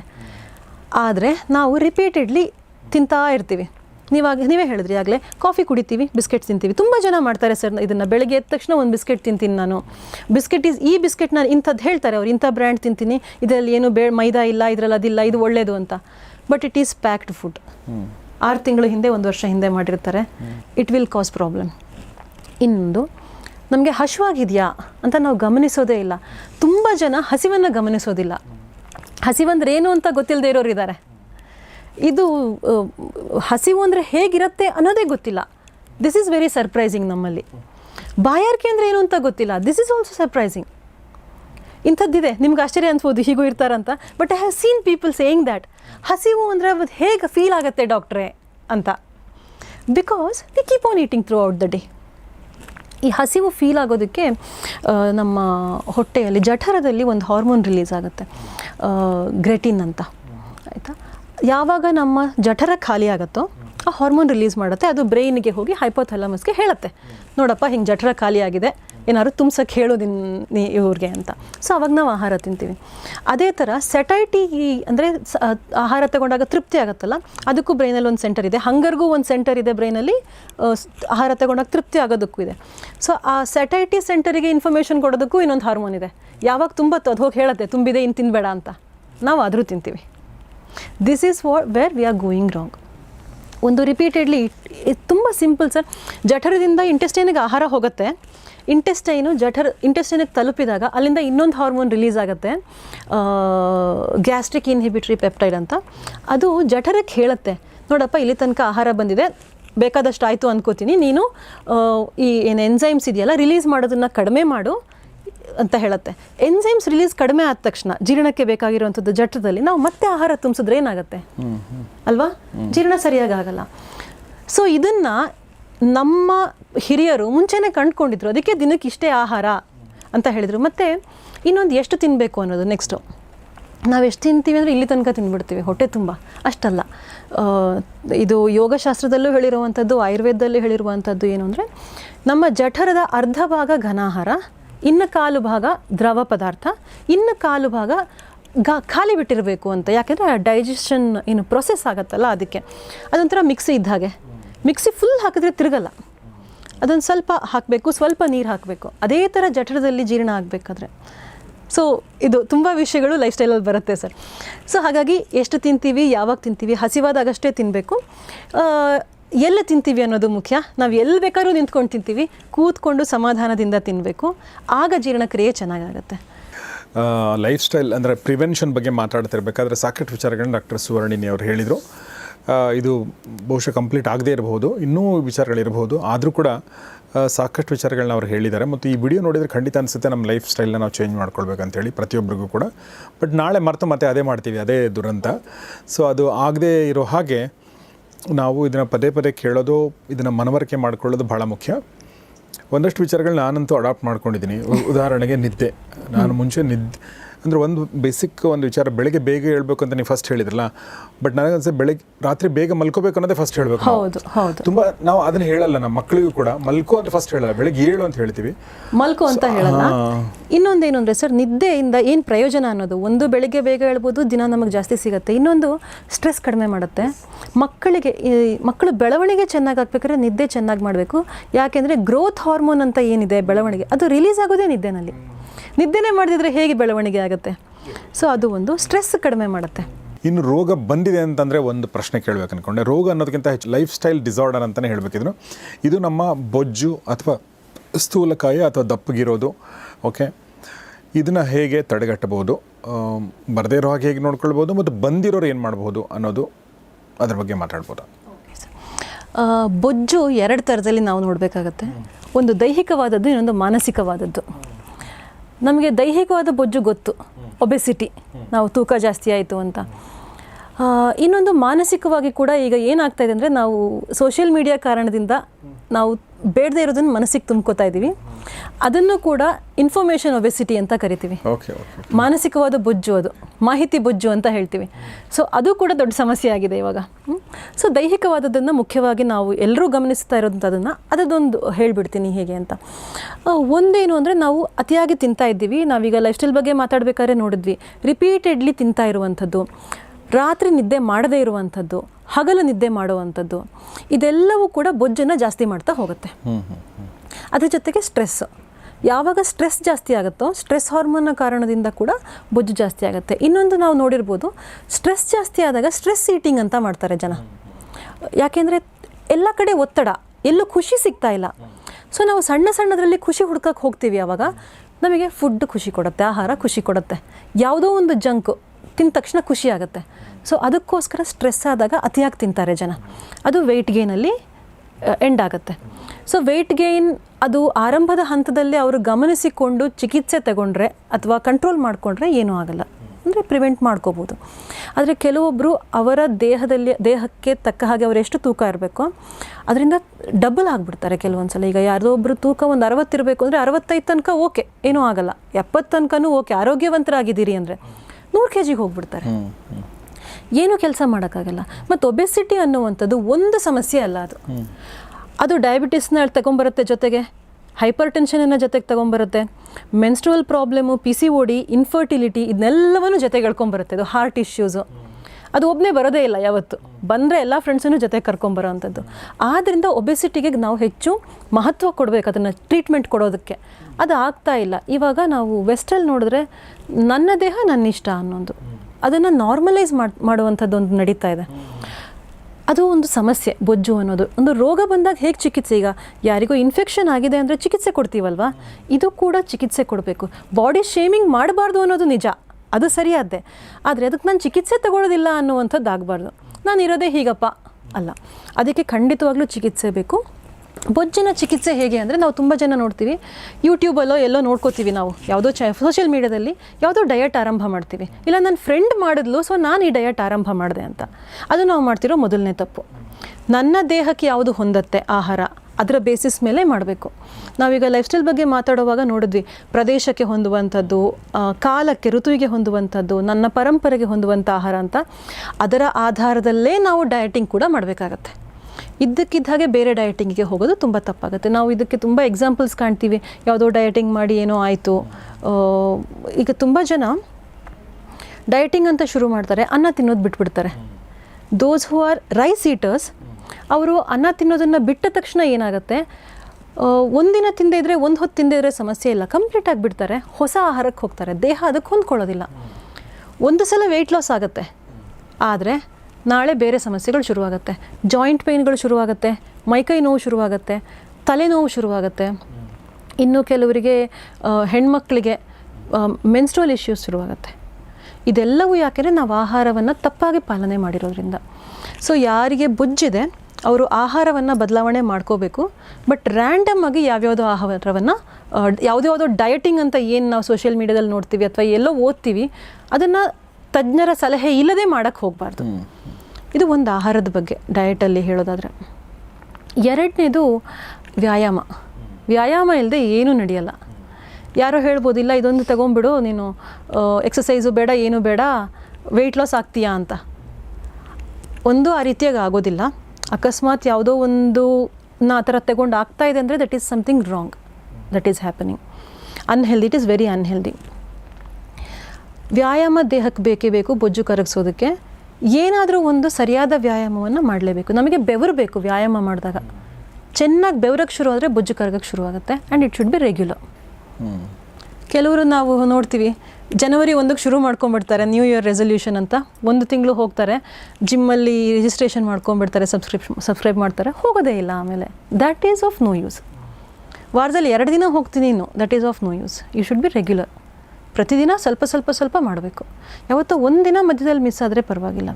ತುಂಬ ಜನ ಏನು ಸಮಸ್ಯೆ ಆಗುತ್ತೆ ಅಂದರೆ ಪೇಷಂಟ್ಸ್ ಹೇಳ್ತಾರೆ, ಡಾಕ್ಟ್ರೇ ಸ್ವಲ್ಪ ಸೋಮಾರಿತನ ಬಂತು, ನಿನ್ನೆ ಮಾಡಿಲ್ಲ, ಅದಕ್ಕೆ ಒಂದಿನ ಮಾಡಿಲ್ಲ, ಅದಕ್ಕೆ ಮರುದಿವಸನೂ ಮಾಡಿಲ್ಲ ಅಂತ.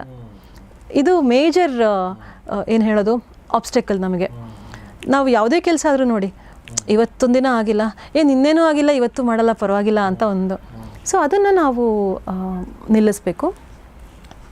ದಿನನಿತ್ಯ ವ್ಯಾಯಾಮವನ್ನು ರೆಗ್ಯುಲರ್ ಆಗಿ, ಅಂದರೆ ಒಂದು ನಿಯಮಿತವಾಗಿ ಇದಿಷ್ಟು ಮಾಡಬೇಕು ಅನ್ನೋದನ್ನು ಮಾಡಬೇಕು. ಇದು ಡಯಟ್, ವ್ಯಾಯಾಮಕ್ಕೆ ಸಂಬಂಧಪಟ್ಟ ಹಾಗೆ. ಮತ್ತು ನಿದ್ರೆ ಕೂಡ ಇದರಲ್ಲಿ ತುಂಬ ಇಂಪಾರ್ಟೆಂಟ್ ರೋಲು ಬೊಜ್ಜಿನಲ್ಲಿ. ನಿದ್ದೆಗೂ ಬೊಜ್ಜಿಗೂ ಏನು ಸಂಬಂಧ ಅಂದರೆ ಹಾರ್ಮೋನ್ಸು, ಸ್ಟ್ರೆಸ್ ಹಾರ್ಮೋನ್ಸು. ನಿದ್ದೆ ಕೆಡ್ತೀವಿ, ಹಗಲು ನಿದ್ದೆ ಮಾಡ್ತೀವಿ. ಹಗಲು ನಿದ್ದೆ ಮಾಡಿದ್ರೆ ಬೊಜ್ಜು ಜಾಸ್ತಿ ಆಗುತ್ತೆ. ಹಗಲು ಅಂದರೆ ಸೂರ್ಯೋದಯದಿಂದ ಸೂರ್ಯಾಸ್ತದ ಮಧ್ಯೆ. ನಾವು ಬೆಳಗ್ಗೆ 8 ಗಂಟೆಗೆ ಹೇಳೋದು, 10 ಗಂಟೆಗೆ ಹೇಳೋದು. ತುಂಬ ಜನ ನಾನು ನೋಡಿದ ಹಾಗೆ, ನಾನು ಬೇಗ ಹೇಳ್ತೀನಿ ಅಂತ ಹೇಳ್ತಾರೆ. ಎಷ್ಟು ಗಂಟೆಗೆ ಅಂದರೆ 8 ಗಂಟೆಗೆ. 8 ಗಂಟೆ ಈಸ್ ಬೇಗ ಫಾರ್ ದೆಮ್. ಅವರು ರೆಗ್ಯುಲರ್ ಹೇಳೋದು ಎಷ್ಟು ಗಂಟೆ ಅಂದರೆ 12 ಗಂಟೆ, 1 ಗಂಟೆಗೆ. ಅದು ಬೊಜ್ಜು. ಬೇರೆ ಸಮಸ್ಯೆಗಳು ಬರುತ್ತೆ, ಬಟ್ ಬೊಜ್ಜನ್ನು ಕೂಡ ಜಾಸ್ತಿ ಮಾಡುತ್ತೆ. ಇನ್ನೊಂದು ಸ್ಟ್ರೆಸ್ಸು. ಇವತ್ತು ನೀವು ಚಿಕ್ಕ ಮಗುನೂ ಕೇಳಿ, ಸ್ಟ್ರೆಸ್ಸು. ಇಂಡೋರ್ ಗೇಮ್ಸ್, ಇಂಡೋರೇ ಇರ್ತಾರೆ, ಯಾರೂ ಆಟಾಡೋಕ್ಕೆ ಹೋಗಲ್ಲ ಮಕ್ಕಳಲ್ಲೂ ಬೊಜ್ಜು ಬರ್ತಾಯಿದೆ. ಇದಕ್ಕೆಲ್ಲ ಕಾರಣ ಒಂದು ಎಷ್ಟು ತಿಂತಾರೆ ಈಗಿನ ಮಕ್ಕಳು. ನಾವು ಸಿಟಿಯಲ್ಲಿ ನೋಡಿದ್ರೆ ಜಾಸ್ತಿ ಇದೆ. ನಾನು ಒಂದು ಹಳ್ಳಿಗೆ ಹೋಗಿದ್ದೆ, ಇಲ್ಲಿ ಹಗರಿಬೊಮ್ಮನಹಳ್ಳಿ ಅಂತ. ಅಲ್ಲಿ ಶಾಲೆಯಲ್ಲಿ ಉಪನ್ಯಾಸ ಇತ್ತು. ಮಾತಾಡ್ತಾ ನಾವು ಬೆಂಗಳೂರಲ್ಲಿ ಜಾಸ್ತಿ ಮಾತಾಡ್ತೀವಲ್ಲ, ಸೊ ಜಂಕ್ ಫುಡ್ ಬಗ್ಗೆ ಎಲ್ಲ ಹೇಳ್ತಿರ್ತೀವಿ. ಹಾಗೆ ಪಿಜ್ಜಾ ಅಂತ ಅಂದೆ. ಅಲ್ಲಿನ ಮಕ್ಳಿಗೆ ಗೊತ್ತೇ ಇಲ್ಲ ಏನು ಅಂತ. ನಮ್ಮ ಬೆಂಗಳೂರಲ್ಲಿ ಮಕ್ಳು ಅದನ್ನು ಜಾಸ್ತಿ ತಿಂತಾರೆ. ಈ ಆಹಾರ ಜಂಕ್ ಹೆಚ್ಚು, ಅವ್ರಿಗೆ ಅಷ್ಟೊಂದು ಗೊತ್ತಿಲ್ಲ. ಅವ್ರಿಗೆ ಜಾಸ್ತಿ ಅಂದರೆ ಬಜ್ಜಿ ಬೋಂಡಗಳು ಗೊತ್ತಿರುತ್ತೆ ಅಷ್ಟೇ. ಈ ಮಕ್ಕಳು ಇದನ್ನೇ ಹೆಚ್ಚು ತಿಂತಾರೆ, ಟ್ರೆಡಿಷನಲ್ ಫುಡ್ಡನ್ನು ತಿನ್ನೋದೇ ಇಲ್ಲ. ಪೇರೆಂಟ್ಸು ಈಸಿ ಅಂತ ಮಾಡಿಕೊಡ್ತಾರೆ, ಮಕ್ಕಳಲ್ಲಿ ಬೊಜ್ಜು ಬೆಳೆಯುತ್ತೆ. ಅದು ಒಂದು ಸಲ ಡೆವಲಪ್ ಆಗೋಕ್ಕೆ ಶುರುವಾದರೆ, ವಿದೌಟ್ ಎನಿ ವ್ಯಾಯಾಮ ಕಂಟಿನ್ಯೂ ಆದರೆ, ನೆಕ್ಸ್ಟು ದೇ ಎಂಡ್ ಅಪ್ 20 ವರ್ಷಕ್ಕೆ 30 ವರ್ಷಕ್ಕೆ ಡಯಾಬಿಟೀಸ್ ಬರುತ್ತೆ, ಇನ್ನೇನೋ ಆಗುತ್ತೆ. ನಾವು ತುಂಬ ಕೇಸಸ್ ನೋಡ್ತೀವಿ. ಮಕ್ಕಳಿಗೆ ಡಯಾಬಿಟೀಸ್ 15 ವರ್ಷದ, 10 ವರ್ಷ. All these things are very abnormal ಅಲ್ವಾ ಸರ್? ಹಾಗಾಗಿ ನಮ್ಮ ಆಹಾರದಲ್ಲಿ ನಮಗೆ ನಿಯಂತ್ರಣ ಬೇಕು, ವ್ಯಾಯಾಮ ಬೇಕು, ನಿದ್ದೆ ಸರಿ ಇರಬೇಕು. ಇನ್ನೊಂದು ಸ್ಟ್ರೆಸ್ ಅದು ಹೇಳಿದೆ, ಮಕ್ಕಳಿಗೂ ಸ್ಟ್ರೆಸ್ ಬರುತ್ತೆ, ದೊಡ್ಡವರಿಗೂ ಬರುತ್ತೆ. ಸ್ಟ್ರೆಸ್ಸನ್ನು ನಾವು ಕಡಿಮೆ ಮಾಡಿಕೊಂಡ್ರೆ ಬೊಜ್ಜಿನ ಸಮಸ್ಯೆನೂ ಕೂಡ ಸ್ವಲ್ಪ ಕಡಿಮೆ ಆಗೇ ಆಗುತ್ತೆ. ಸ್ಟ್ರೆಸ್ ಎಲ್ಲಿಂದ ಬರುತ್ತೆ ಅನ್ನೋದು ಮೊದಲನೇ ಪ್ರಶ್ನೆ. ಒಂದನೇದು, ನಾವು ಡಿಸಿಪ್ಲಿನ್ಡ್ ಆಗಿಲ್ಲ ಲೈಫಲ್ಲಿ. ಯಾವಾಗ ಡಿಸಿಪ್ಲಿನ್ಡ್ ಆಗಿಲ್ಲ, ಆರ್ಗನೈಸ್ಡ್ ಆಗಿಲ್ಲ, ಸ್ಟ್ರೆಸ್ ತಂತಾನೇ ಬರುತ್ತೆ. ನಾವು ಬೆಳಿಗ್ಗೆ ಕೂಡ ಸ್ಟ್ರೆಸ್ ಆಗುತ್ತೆ, ಬಂದಿದೆ ಅಂತ ಕೂಡ ಸ್ಟ್ರೆಸ್ ಆಗುತ್ತೆ. ಹೌದು. ಮತ್ತು ಸಣ್ಣ ವಿಷಯನ ನಾವು ತೀರಾ ಜಾಸ್ತಿ ಯೋಚನೆ ಮಾಡೋಕ್ಕೆ ಶುರು ಮಾಡ್ತೀವಿ. ನಾವು ಯಾವತ್ತೂ ಕೂಡ ಇಡೀ ಜಗತ್ತೇ ನನ್ನ ಶೋಲ್ಡ್ರ್ ಮೇಲಿದೆ, ಎಲ್ಲವನ್ನೂ ನಾನೇ ನಿಭಾಯಿಸಬೇಕು, ಇಲ್ಲ. ಡಿಸಿಪ್ಲಿನ್ಡಾಗಿ ಮಾಡ್ತಾ ಹೋಗಿ ತಂತಾನೇ ಕೆಲಸಗಳು ನಡೆಯುತ್ತೆ. ನಾವು ಹೇಳೋದು 8 ಗಂಟೆಗೆ ಅಂದರೆ ನಮ್ಮ ಕೆಲಸಗಳು ಹೇಗೆ ನಡಿಬೇಕು? 10 ಗಂಟೆಗಿದ್ರೆ ಅಲ್ವಾ? 6 ಗಂಟೆಗಿದ್ರೆ ನಾವು ಆರ್ಗನೈಸ್ಡಾಗಿ ಒಂದೊಂದೇ ಕೆಲಸ ಮಾಡ್ತಾ ಹೋಗ್ಬೋದು. And we should have a plan and discipline for everything. ಮನೇಲಾದ್ರೂ ಹೊರಗಡೆ ಆದರೂ. ಮತ್ತು ಇನ್ನೊಂದು ನಮ್ಮ ಸ್ಟ್ರೆಸ್ ಕಾರಣ ಏನಂದರೆ, ನಾವು ಎಲ್ಲಿ ಹೋಗಬೇಕಾದ್ರೂ ಬೇಕಾಬಿಟ್ಟೇ ಇರ್ತೀವಿ. ಸಣ್ಣ ಉದಾಹರಣೆ, ನೀಟಾಗಿ ಡ್ರೆಸ್ ಮಾಡ್ಕೊಂಡು ಹೋದರೆ ಏನಾಗುತ್ತೆ? ಸ್ಟ್ರೆಸ್ ಅರ್ಧಕ್ಕರ್ಧ ಕಡಿಮೆ ಆಗುತ್ತೆ. ಈಗ ನಾವು ಮನೆಯಲ್ಲಿ ನೋಡ್ತೀವಿ, ಮನೆಯಲ್ಲೇ ಇರೋವಂಥವ್ರನ್ನ ನೋಡಿ, ಯಾವುದೋ ಒಂದು ಹೆಣ್ಮಕ್ಳು ಎಸ್ಪೆಷಲಿ ನೀಟಾಗಿ ಡ್ರೆಸ್ ಮಾಡ್ಕೋಬೇಕು ಅಂತ ಅನ್ಸಲ್ಲ ಅವ್ರಿಗೆ. ಒಂದು ಹಳೇ ನೈಟಿ ಹಾಕ್ಕೊಂಡಿರ್ತಾರೆ, ತಲೆ ಬಾಚ್ಕೊಂಡಿರಲ್ಲ ನೀಟಾಗಿ. ಅದು ಸ್ಟ್ರೆಸ್ ಜಾಸ್ತಿ ಮಾಡುತ್ತೆ. ಅದು ನಾವು ಹೇಗೆ ಪ್ರೆಸೆಂಟ್ ಮಾಡ್ಕೋತೀವಿ ನಮ್ಮನ್ನು ಅನ್ನೋದು ಕೂಡ ಸ್ಟ್ರೆಸ್ಸನ್ನು ಜಾಸ್ತಿ ಮಾಡುತ್ತೆ. ಅದೆಲ್ಲ ಬೊಜ್ಜನ್ನು ಜಾಸ್ತಿ ಮಾಡುತ್ತೆ, ಅದ್ರ ಜೊತೆಗೆ ಬೇರೆ ಸಮಸ್ಯೆಗಳನ್ನು ಜಾಸ್ತಿ ಮಾಡುತ್ತೆ. ಸೊ ಬೇಸಿಕಲಿ ಆಹಾರದಲ್ಲಿ ನಿಯಂತ್ರಣ ಬೇಕು. ಆಹಾರ ಎಷ್ಟು ಸೇವನೆ ಮಾಡ್ತೀವಿ ಅನ್ನೋದು. ಕೆಲವ್ರು ಹೇಳ್ತಾರೆ, ನಾನು ಇಷ್ಟೇ ತಿಂದೆ, ಏನೋ ಕ್ಯಾಲರೀಸ್ ಲೆಕ್ಕ ಹಾಕ್ತಾರೆ, ಮೆಜರ್ಮೆಂಟ್ ಮಾಡಿ ಚಪಾತಿ ತಿಂತಾರೆ, ರೊಟ್ಟಿ ತಿಂತಾರೆ, ಇಷ್ಟು ಕ್ಯಾಲರೀಸ್ ಕೌಂಟ್ ಮಾಡೋದು. ಕಡಿಮೆ ತಿನ್ನೋದು ಈಸ್ ನಾಟ್ ಡಯಟಿಂಗ್. ಮಿತಾಹಾರ ಅಂತ ಹೇಳ್ತೀವಿ. ನಮ್ಮ ದೇಹಕ್ಕೆ ಯಾವುದು ಹೊಂದತ್ತೆ, ನಮ್ಮ ದೇಹಕ್ಕೆ ಯಾವುದು ಎಷ್ಟು ಅಗತ್ಯ ಇದೆ, ಅದು ಮಿತಾಹಾರ. ನಾಲ್ಗೆ ರುಚಿಗೆ ತಿನ್ನೋದು ಮಿತಾಹಾರ ಅಲ್ಲ. ಯಾವುದೇ ಡಯಟಿಂಗ್ ಮಾಡುವಾಗ ಕೂಡ ಈ ಮಿತಾಹಾರವನ್ನು ನಾವು ಗಮನದಲ್ಲಿ ಇಟ್ಕೊಂಡೇ ಆಹಾರ ಸೇವನೆಯನ್ನು ಮಾಡಬೇಕು. ಅದು ಒಂದು. ಇನ್ನು ಡಯಟಿಂಗ್ ಮಾಡ್ತಾ ಮಾಡ್ತಾ ಮಾಡ್ತಾ ಕೆಲವರು, ನಾನು ತುಂಬ ಜನ ನೋಡ್ತೀನಿ, ಡಯಟಿಂಗ್ ಮಾಡೋರು ಅಯ್ಯೋ ರುಚಿನೇ ಇಲ್ಲ, ಇದನ್ನು ತಿನ್ನಬೇಕಲ್ಲ, ಇದು ತುಂಬ ಕಾಮನ್, ನೀವು ಕೇಳಿರ್ಬೋದು. ಬೇರೆಲ್ಲರೂ ರುಚಿ ರುಚಿ ಅದನ್ನು ತಿಂತಾ ಇರ್ತಾರೆ, ಇವರು ಅದನ್ನು ತಿನ್ನಲ್ಲ, ಬಟ್ ಆಸೆ ಆಗ್ತಿರತ್ತೆ, ಕಷ್ಟಪಟ್ಕೊಂಡು ಅವ್ರದ್ದೇನೋ ಒಂದು ಸಲಾಡೋ ಏನೋ ಒಂದು ತಿಂತಾ ಇರ್ತಾರೆ ಅವರು. ಅದು ಕೂಡ ತಪ್ಪು. ಯಾಕಂದರೆ ಸ್ಟ್ರೆಸ್ ಆಗ್ತಾ ಇರುತ್ತೆ ನಿಮಗೆ ಅಲ್ಲಿ, ಮತ್ತೆ ಡಯಟಿಂಗಲ್ಲೂ ಕೂಡ ಸ್ಟ್ರೆಸ್ಸು. ನಾನು ಇದನ್ನು ತಿಂತಾ ಇದ್ದೀನಿ, ಇದಕ್ಕೆ ರುಚಿ ಇಲ್ಲ ಅಲ್ವಾ? ಸೊ ಅದು ಮಾಡಬಾರ್ದು. ಇನ್ನೊಂದು ಏನು ಅಂದರೆ, ಬೇಯಿಸಿದ ಆಹಾರವನ್ನು ಬಿಟ್ಟು ರಾ ಡಯಟಿಂಗಿಗೆ ಹೋಗ್ತಾರೆ. ಹಸಿ ತರಕಾರಿ ತಿನ್ನೋದು, ಇಂಥದ್ದಕ್ಕೆ ಪ್ರೋಟೀನ್ ರಿಚ್ ತಿನ್ನೋವಂಥದ್ದು, ಇಂಥದ್ದು. ನಮ್ಮ ದೇಹಕ್ಕೆ ಕಾರ್ಬೋಹೈಡ್ರೇಟ್ಸ್ ಬೇಕು. ಹೇಗೆ ವಾಹನಕ್ಕೆ ಪೆಟ್ರೋಲ್ ಡೀಸೆಲ್ಲು ಬೇಕೋ ಹಾಗೆ ನಮ್ಮ ದೇಹಕ್ಕೆ ಶಕ್ತಿ ಕೊಡುವಂಥದ್ದು ಕಾರ್ಬೋಹೈಡ್ರೇಟ್ಸು. ಶುಗರ್ ಬೇಸಿಕಲಿ ಗ್ಲೂಕೋಸ್ ಇರ್ಬೋದು, ಲ್ಯಾಕ್ಟೋಸ್ ಇರ್ಬೋದು, ಈ ಥರದ್ದೆಲ್ಲ ಅದು ಬೇಕು. ಅದು ನಾವು ಫ್ಯೂಯಲ್ ಒಂಥರ ನಮ್ಮ ದೇಹಕ್ಕೆ ಕೆಲಸ ಮಾಡೋದಕ್ಕೆ. ನಾವು ಅದನ್ನು ಬಿಡ್ತಾ ಇದ್ದೀವಿ. ಈಗ ವೆಯ್ಟ್ ಲಾಸಿಗೆ ಹೋದ ತಕ್ಷಣ ಜನ ಫಸ್ಟ್ ಬಿಡೋದೇನು ಅಂದರೆ ಕಾರ್ಬೋಹೈಡ್ರೇಟು. ಅದನ್ನು ಮಾಡೋಕ್ಕೆ ಹೋಗಬಾರ್ದು. ಎಷ್ಟು ಬೇಕೋ ಅಷ್ಟು ತಿನ್ನಿ, ಜಾಸ್ತಿ ತಿನ್ನಬೇಡಿ. ಅನ್ನ ಊಟ ಮಾಡಿ ಅಥವಾ ರೊಟ್ಟಿನೋ ಏನೋ ಒಂದು, ಅದನ್ನು ತಿನ್ನೋದನ್ನು ಬಿಡಬೇಡಿ. ಆದರೆ ಈ ರಿಫೈನ್ಡ್ ಶುಗರ್ ಏನು ಬರುತ್ತೆ, ಪ್ಯಾಕೆಟ್ಗಳಲ್ಲಿ ನಾವು ಏನು ತಿಂತೀವಿ ಅಥವಾ ಅಂಥದ್ದನ್ನು ಕಡಿಮೆ ಮಾಡಬೇಕು. ಅದೇನಾಗುತ್ತೆ, ಈಗ ನಾವು ಒಂದು ಬೌಲ್ ಅನ್ನ ತಿನ್ನೋದಕ್ಕೂ ಅಥವಾ ಈ ಶುಗರ್ ಕಂಟೆಂಟ್ ಇರೋ ಯಾವುದೋ ಬೇರೆ ಸ್ವೀಟು ಯಾವುದೋ ಆಹಾರ ತಿನ್ನೋದಕ್ಕೂ ವ್ಯತ್ಯಾಸ ಇದೆ. ನಮ್ಮ ಜಠರಕ್ಕೆ ಅಥವಾ ದೇಹಕ್ಕೆ ಹೋದಾಗ ಇದು ಶುಗರನ್ನು, ಗ್ಲೂಕೋಸನ್ನು ನಿಧಾನವಾಗಿ ರಿಲೀಸ್ ಮಾಡುತ್ತೆ. ಅಕ್ಕಿ ಯಾವುದು, ನಾವು ಅನ್ಪಾಲಿಶ್ಡ್ ರೈಸ್ ಮೇನ್ಲಿ. ಅದೇ ನಾವು ಈಗ ಯಾವುದೋ ಒಂದು ಚಾಕ್ಲೇಟ್ ತಿಂತೀವಿ, ಏನೋ ತಿಂತೀವಿ, ರಿಫೈನ್ಡ್ ಶುಗರ್ ಸಡನ್ನಾಗಿ ರಿಲೀಸ್ ಆಗಿಬಿಡುತ್ತೆ. That is wrong. That will cause problem. So ಅನ್ನ ಬಿಡೋದಲ್ಲ, ಟ್ರೆಡಿಷ್ನಲ್ ಆಹಾರವನ್ನು ಬಿಡುವಂಥದ್ದಲ್ಲ, ಬಟ್ ಮಿತಿಯಲ್ಲಿ ತಿನ್ನೋದು. ಹೇಗೆಂದರೆ, ನನಗೆ 3 ದೋಸೆ ತಿಂತಿರ್ತೀನಿ, 4ನೇ ದೋಸೆ ತಿನ್ನಕ್ಕೆ ಹಿಡಿಸತ್ತೆ ನನ್ನ ಹೊಟ್ಟೆಲಿ, ಆದರೆ 3ನೇ ದೋಸೆಗೆ ನಿಲ್ಲಿಸ್ಬೇಕು. 5ನೇ ದೋಸೆ ತಿಂತೀವಿ ನಾವು, ಚಟ್ನಿ ಚೆನ್ನಾಗಿದೆ ಅಥವಾ ಏನೋ ಪಲ್ಯ ಚೆನ್ನಾಗಿದೆ ಅಂದ್ಕೊಂಡು. ಸೊ ಅದನ್ನು ಮಾಡೋಕ್ಕೆ ಹೋಗಬಾರ್ದು. ಸೊ ಲಿಮಿಟಲ್ಲಿ ತಿನ್ನಬೇಕು. ಆಮೇಲೆ ಇನ್ನೊಂದು ಅದೇ ರಾ ಡಯಟ್ ಬಗ್ಗೆ ಹೇಳಿದೆ. ಹಸಿ ತರಕಾರಿ ತಿನ್ನುವಂಥದ್ದು ತುಂಬ ಜನ ಮಾಡ್ತಾರೆ, ಸಲಾಡ್ ತಿನ್ನುವಂಥದ್ದು. ನಮ್ಮ ಜೀರ್ಣಾಂಗ ವ್ಯವಸ್ಥೆ ಹಸಿ ತರಕಾರಿಯನ್ನು ಜೀರ್ಣ ಮಾಡ್ಕೊಳ್ಳಲ್ಲ. ಓಕೆ, ಹೌದಾ? ಹೌದು, ಹಸು ಜೀರ್ಣ ಮಾಡ್ಕೊಳ್ಳುತ್ತೆ. ಪ್ರಾಣಿಗಳು ಆ ಥರ ಏನೋ ಹರ್ಬಿಯೋರಸ್ ಏನು ಸಸ್ಯಾಹಾರಿ ಪ್ರಾಣಿಗಳು ಮಾಡ್ಕೊಳ್ಳುತ್ತೆ, ನಮಗೆ ಆಗಲ್ಲ. ಆ ಎನ್ಸೈಮ್ ಇಲ್ಲ ನಮ್ಮಲ್ಲಿ. ಜೀರ್ಣ ಮಾಡ್ಕೋಬಹುದು ಟು ಸಮ್ ಎಕ್ಸ್ಟೆಂಟ್. ಚೆನ್ನಾಗಿ ಜಗದು ಪೇಸ್ಟ್ ಮಾಡಿದ್ರೆ ನಾವೆಷ್ಟು ಜಗಿತೀವಿ? 4 ಸಲ 5 ಸಲ ಜಗಿತೀವಿ, ನುಂಗ್ತೀವಿ. ಜೀರ್ಣ ಆಗಲ್ಲ, ನಮ್ಮಲ್ಲಿ ಎನ್ಸೈಮ್ಸ್ ಇಲ್ಲ. ಮತ್ತು ಹಸಿ ತರಕಾರಿ ತಿನ್ನೋದ್ರಿಂದ ದೇಹದಲ್ಲಿ ಒಂಥರ ಈ ಸ್ನಿಗ್ಧತೆ ಕಡಿಮೆ ಆಗ್ತಾ ಹೋಗುತ್ತೆ.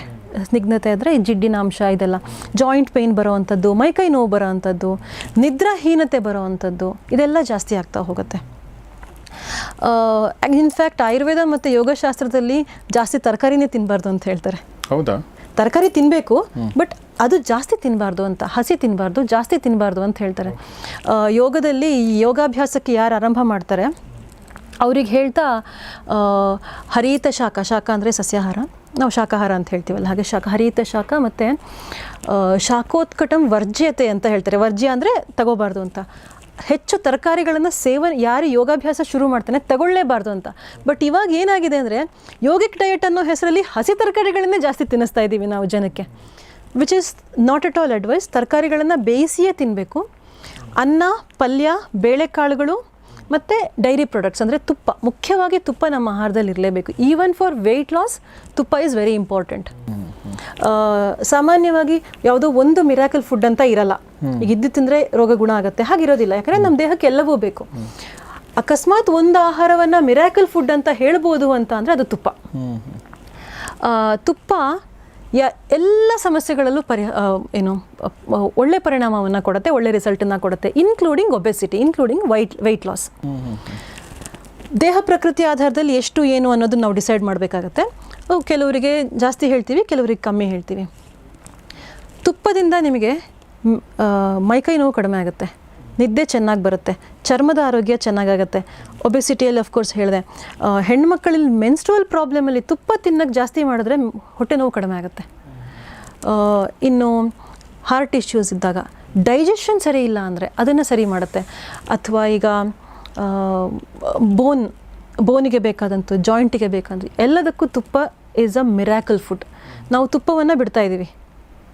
ಮುಂಚೆ ನೀವು ನೋಡಿರ್ಬೋದು, ತುಪ್ಪವನ್ನು ಒಂದು ಪುಟ್ಟ ಬೌಲಲ್ಲಿ ಕೊಡೋರು ಅಥವಾ ದೊಡ್ಡ ಸೌಟಲ್ಲಿ ಬಳಸೋರು ನಮ್ಮಲ್ಲಿ. ಈಗ ತುಪ್ಪ ಡೈನಿಂಗ್ ಟೇಬಲ್ ಮೇಲೆ ಇರೋದೇ ಇಲ್ಲ ನಮ್ಮಲ್ಲಿ. ತುಪ್ಪ ಈಸ್ ವೆರಿ ಇಂಪಾರ್ಟೆಂಟ್. ವೆಯ್ಟ್ ಲಾಸಲ್ಲೂ ಕೂಡ ನಾನು ನನ್ನ ಪೇಷಂಟ್ಸಿಗೆ ತುಪ್ಪ ಹೇಳ್ತೀನಿ. ಅನ್ನ ತುಪ್ಪ ಅಥವಾ ನೀವು ದೋಸೆ ತಿಂತಿರೋ ತುಪ್ಪ ತಿಂತಿರೋ ಜೀರ್ಣವನ್ನು ಚೆನ್ನಾಗಿ ಮಾಡಿಸುತ್ತೆ. ಅದು ಜೀರ್ಣಕ್ರಿಯೆಯನ್ನು ಎನ್ಹ್ಯಾನ್ಸ್ ಮಾಡುತ್ತೆ. ಸೊ ಒಬೆಸಿಟಿ ಅಂತ ಬಂದಾಗ ಡಯಟ್ ಮಾಡಬೇಕಾದ್ರೆ ಇದಿಷ್ಟು ಅಂಶವನ್ನು ಗಮನದಲ್ಲಿ ಇಟ್ಕೊಳ್ಬೇಕಾಗತ್ತೆ ನಾವು. ಸೊ ಇದು ಒಬೆಸಿಟಿ ಬಗ್ಗೆ ಮಾತಾಡಿದ್ವಿ. ಒಬೆಸಿಟಿ ಕಾರಣ ಏನು ಅನ್ನೋ ಫ್ಯಾಕ್ಟರ್ಗಳ ಬಗ್ಗೆ ಮಾತಾಡಿದ್ವಿ ನಾವು. ಸೊ ಒಬೆಸಿಟಿನ ಬರದೇ ಇರೋ ಹಾಗೆ ನೋಡ್ಕೊಳ್ಳೋದು ಭಾಳ ಮುಖ್ಯ. ಓಕೆ, ಬರದೇ ಇರೋ ಹಾಗೆ ಲೈಫ್ ಸ್ಟೈಲ್ ಏನು ಮಾಡಬೇಕು ಅನ್ನೋದು ಕೂಡ, ಲೈಫ್ ಸ್ಟೈಲ್ ಡಿಸಾರ್ಡರ್ಗಳು ಮ್ಯಾನೇಜ್ಮೆಂಟ್ ಮಾಡೋದ್ರ ಬಗ್ಗೆ ಕೂಡ 2 ಎಪಿಸೋಡ್ಗಳು ಮಾತಾಡಿದ್ದಾರೆ. ಓಕೆ, ಆಮೇಲೆ ಒಬೇಸಿಟಿಯಿಂದ ಏನೆಲ್ಲ ಬರ್ತಾರೆ ಫ್ರೆಂಡ್ಸ್ ಅದ್ರ ಜೊತೆಗೆ ಅನ್ನೋದು ಕೂಡ ಸಾಕಷ್ಟು ವಿಚಾರಗಳನ್ನ ಹೇಳಿದರು. ಇದು ಈಗ ಹೇಳಿರುವಂಥದ್ದು ಗಂಡಸರಿಗೆ ಮತ್ತು ಹೆಂಗಸರಿಗೆ ಜನರಲ್ ಆಗಿ ಹೇಳಿರುವಂಥದ್ದು ಅಲ್ವಾ. ಬಟ್ ಏನಂದ್ರೆ ನಿಮ್ಮ ಪ್ರಕೃತಿಗೆ ತಕ್ಕಂತೆ, ನಿಮ್ಮ ವಯಸ್ಸಿಗೆ ತಕ್ಕಂತೆ, ನಿಮ್ಮ ರೀಜನ್, ನೀವು ಯಾವ ಪ್ರದೇಶದಲ್ಲಿ ಇದ್ದೀರಿ ಅನ್ನೋದಕ್ಕೆ ಸಂಬಂಧಪಟ್ಟಂತೆ ಬದಲಾಗ್ತಾ ಹೋಗುತ್ತೆ ಪ್ರತಿಯೊಂದು ಕೂಡ. ಕಸ್ಟಮೈಸ್ಡ್ ಆಗಿ ಹೇಳಬೇಕಾಗತ್ತೆ. ಸೊ ಒಂದು ಡಯಟ್ ಒಬ್ರಿಗೆ ಕೊಟ್ಟಿದ್ದೀವಿ ಅಂದ ತಕ್ಷಣ ಎಲ್ಲರೂ ಅದನ್ನು ಫಾಲೋ ಮಾಡಕ್ಕೆ ಹೋಗಬಾರ್ದು. ಸೊ ಅಷ್ಟು ಹೇಳ್ದ ಇವತ್ತಿನ ಈ ಎಪಿಸೋಡ್ನ ಮುಗಿಸ್ತಾ ಇದ್ದೀನಿ. ಈ ಎಲ್ಲ ವಿಚಾರಗಳನ್ನ ನಮಗೆ ಹೇಳಿದಂತೆ ಡಾಕ್ಟರ್ ಸುವರ್ಣಿನಿ ಕೋಣಲೆ ಅವರಿಗೆ ನಿಮ್ಮೆಲ್ಲರ ಪರವಾಗಿ ಧನ್ಯವಾದಗಳು madam. Thank you very much. ನಮ್ಮ ಜೊತೆ ಇಷ್ಟೊತ್ತು ಮಾತಾಡಿದ್ರಿ. ಬಹುಶಃ ಇನ್ನೂ ಒಂದಷ್ಟು ವಿಚಾರಗಳು ಹಾಗೆ ಉಳ್ಕೊಂಡಿರ್ಬೋದು, ನಿಮ್ಮ ಮನಸ್ಸಲ್ಲಿ ಕೂಡ ಉಳ್ಕೊಂಡಿರ್ಬೋದು, ನಮ್ಮ ನೋಡುವಂಥ ವೀಕ್ಷಕರ ಮನಸ್ಸಲ್ಲಿ ಉಳ್ಕೊಂಡಿರ್ಬೋದು, ಬಂದಿರಬಹುದು. ಆ ಥರ ಏನೇ ಪ್ರಶ್ನೆಗಳು ಬಂದರೆ ದಯವಿಟ್ಟು ಅದನ್ನು ಕಮೆಂಟ್ ಬಾಕ್ಸಲ್ಲಿ ತಿಳಿಸಿ. ಮುಂದಿನ ದಿನಗಳಲ್ಲಿ ಮತ್ತೆ ನಾವು ಎಪಿಸೋಡ್ ಮಾಡಿದ್ರೆ ಖಂಡಿತ ಆ ವಿಚಾರಗಳನ್ನ ಅಡ್ರೆಸ್ ಮಾಡ್ಬೋದು ಅಂತ ಹೇಳ್ತಾ ಇವತ್ತಿನ ಈ ಎಪಿಸೋಡ್ ಮುಗಿಸ್ತಾ ಇದ್ದೀನಿ. ಮುಖ್ಯವಾಗಿ ಬಸವಣ್ಣವ್ರ ವಚನ ಇದೆಲ್ಲ, ದೇಹವೇ ದೇಗುಲ ಅಂಥೇಳಿ. ಓಕೆ, ಆ ದೇಗುಲದಲ್ಲಿರುವಂಥ ದೇವ್ರು ಯಾರು ಹೇಳಿ? ನಾವೇ ಅಂದರೆ ಆತ್ಮಲಿಂಗ ಅಂತ ಕೂಡ ಹೇಳ್ತಾರೆ ಬಸವಣ್ಣವರು. ಅಂದರೆ ಬೇಸಿಕಲಿ ಯಾಕೆ ಹೇಳ್ತಿದ್ದಾನೆ ಅಂದರೆ, ದೇಗುಲವನ್ನೇ ನಷ್ಟ ಮಾಡ್ಕೊಂಡ್ಬಿಟ್ರೆ ಎಲ್ಲಿ ಬದುಕ್ತೀರಾ ನೀವು ಅಲ್ವಾ? ದೇಗುಲವೇ ಡ್ಯಾಮೇಜ್ ಆಗಿದೆ ಅಂದರೆ ಹೇಗೆ ಬದುಕ್ತೀರಾ? ಓಕೆ, ಆಮೇಲೆ ನೀವು ಏನು ಮಾಡ್ಬೇಕು ಅಂದ್ಕೊಂಡಿದ್ರೆ ಅದು ಮಾಡೋಕ್ಕೆ ಹೇಗೆ ಸಾಧ್ಯ? ಸೊ ಪ್ರೈಮರಿ ಇಂಪಾರ್ಟೆನ್ಸ್ ಅಂದರೆ ಪ್ರೈಮರಿ ವಿಚಾರಗಳಿವೆಲ್ಲವೂ ಕೂಡ. ಇದು ಸರಿ ಇದ್ದರಷ್ಟೇ, ಆರೋಗ್ಯ ಸರಿ ಇದ್ದರಷ್ಟೇ ಆಫೀಸಿಗೆ ಬರೋಕ್ಕಾಗತ್ತೆ, ಆರೋಗ್ಯ ಸರಿ ಇದ್ದಷ್ಟೇ ಕೆಲಸ ಮಾಡೋಕ್ಕಾಗುತ್ತೆ, ಆರೋಗ್ಯ ಸರಿ ಇದ್ದಷ್ಟೇ ನಿಮ್ಮ ಕುಟುಂಬ ನೋಡ್ಕೊಳ್ಳೋಕ್ಕಾಗುತ್ತೆ, ಆರೋಗ್ಯ ಸರಿ ಇದ್ದಷ್ಟೇ ನಿಮ್ಮನ್ನು ನೋಡ್ಕೊಳ್ಳೋಕ್ಕಾಗುತ್ತೆ. ಹೀಗಾಗಿ ಪ್ರೈಮರಿ ಇಂಪಾರ್ಟೆನ್ಸ್ನ ಅದು ಕೊಟ್ಬಿಡಿ, ಡಿಫಾಲ್ಟ್ ಸೆಟ್ಟಿಂಗಲ್ಲಿ ಹಾಕಿ ಆರೋಗ್ಯ ನೋಡ್ಕೊಳ್ತೀನಿ ಅಂತ. ಅದಾದಮೇಲೆ ಉಳಿದ ಕೆಲಸಗಳು. ಸೊ ಅಷ್ಟು ಮಾಡಿ ಅಂತ ಹೇಳ್ತಾ, ಏನೇ ಪ್ರಶ್ನೆಗಳಿದ್ರು, ಅನುಮಾನಗಳಿದ್ದು ದಯವಿಟ್ಟು ಕಮೆಂಟ್ ಬಾಕ್ಸಲ್ಲಿ ತಿಳಿಸಿ ಅಂತ ಹೇಳ್ತಾ ಇವತ್ತಿನ ಎಪಿಸೋಡ್ ಮುಗಿಸ್ತೀನಿ. ನೋಡ್ತಾರೆ ಗೌರಿ ಶಕ್ತಿ ಸ್ಟುಡಿಯೋ, ನೋಡ್ತಾರೆ ಫ್ಯಾಮಿಲಿ ಡಾಕ್ಟರ್ ಕಾರ್ಯಕ್ರಮ. ನಮಸ್ಕಾರ.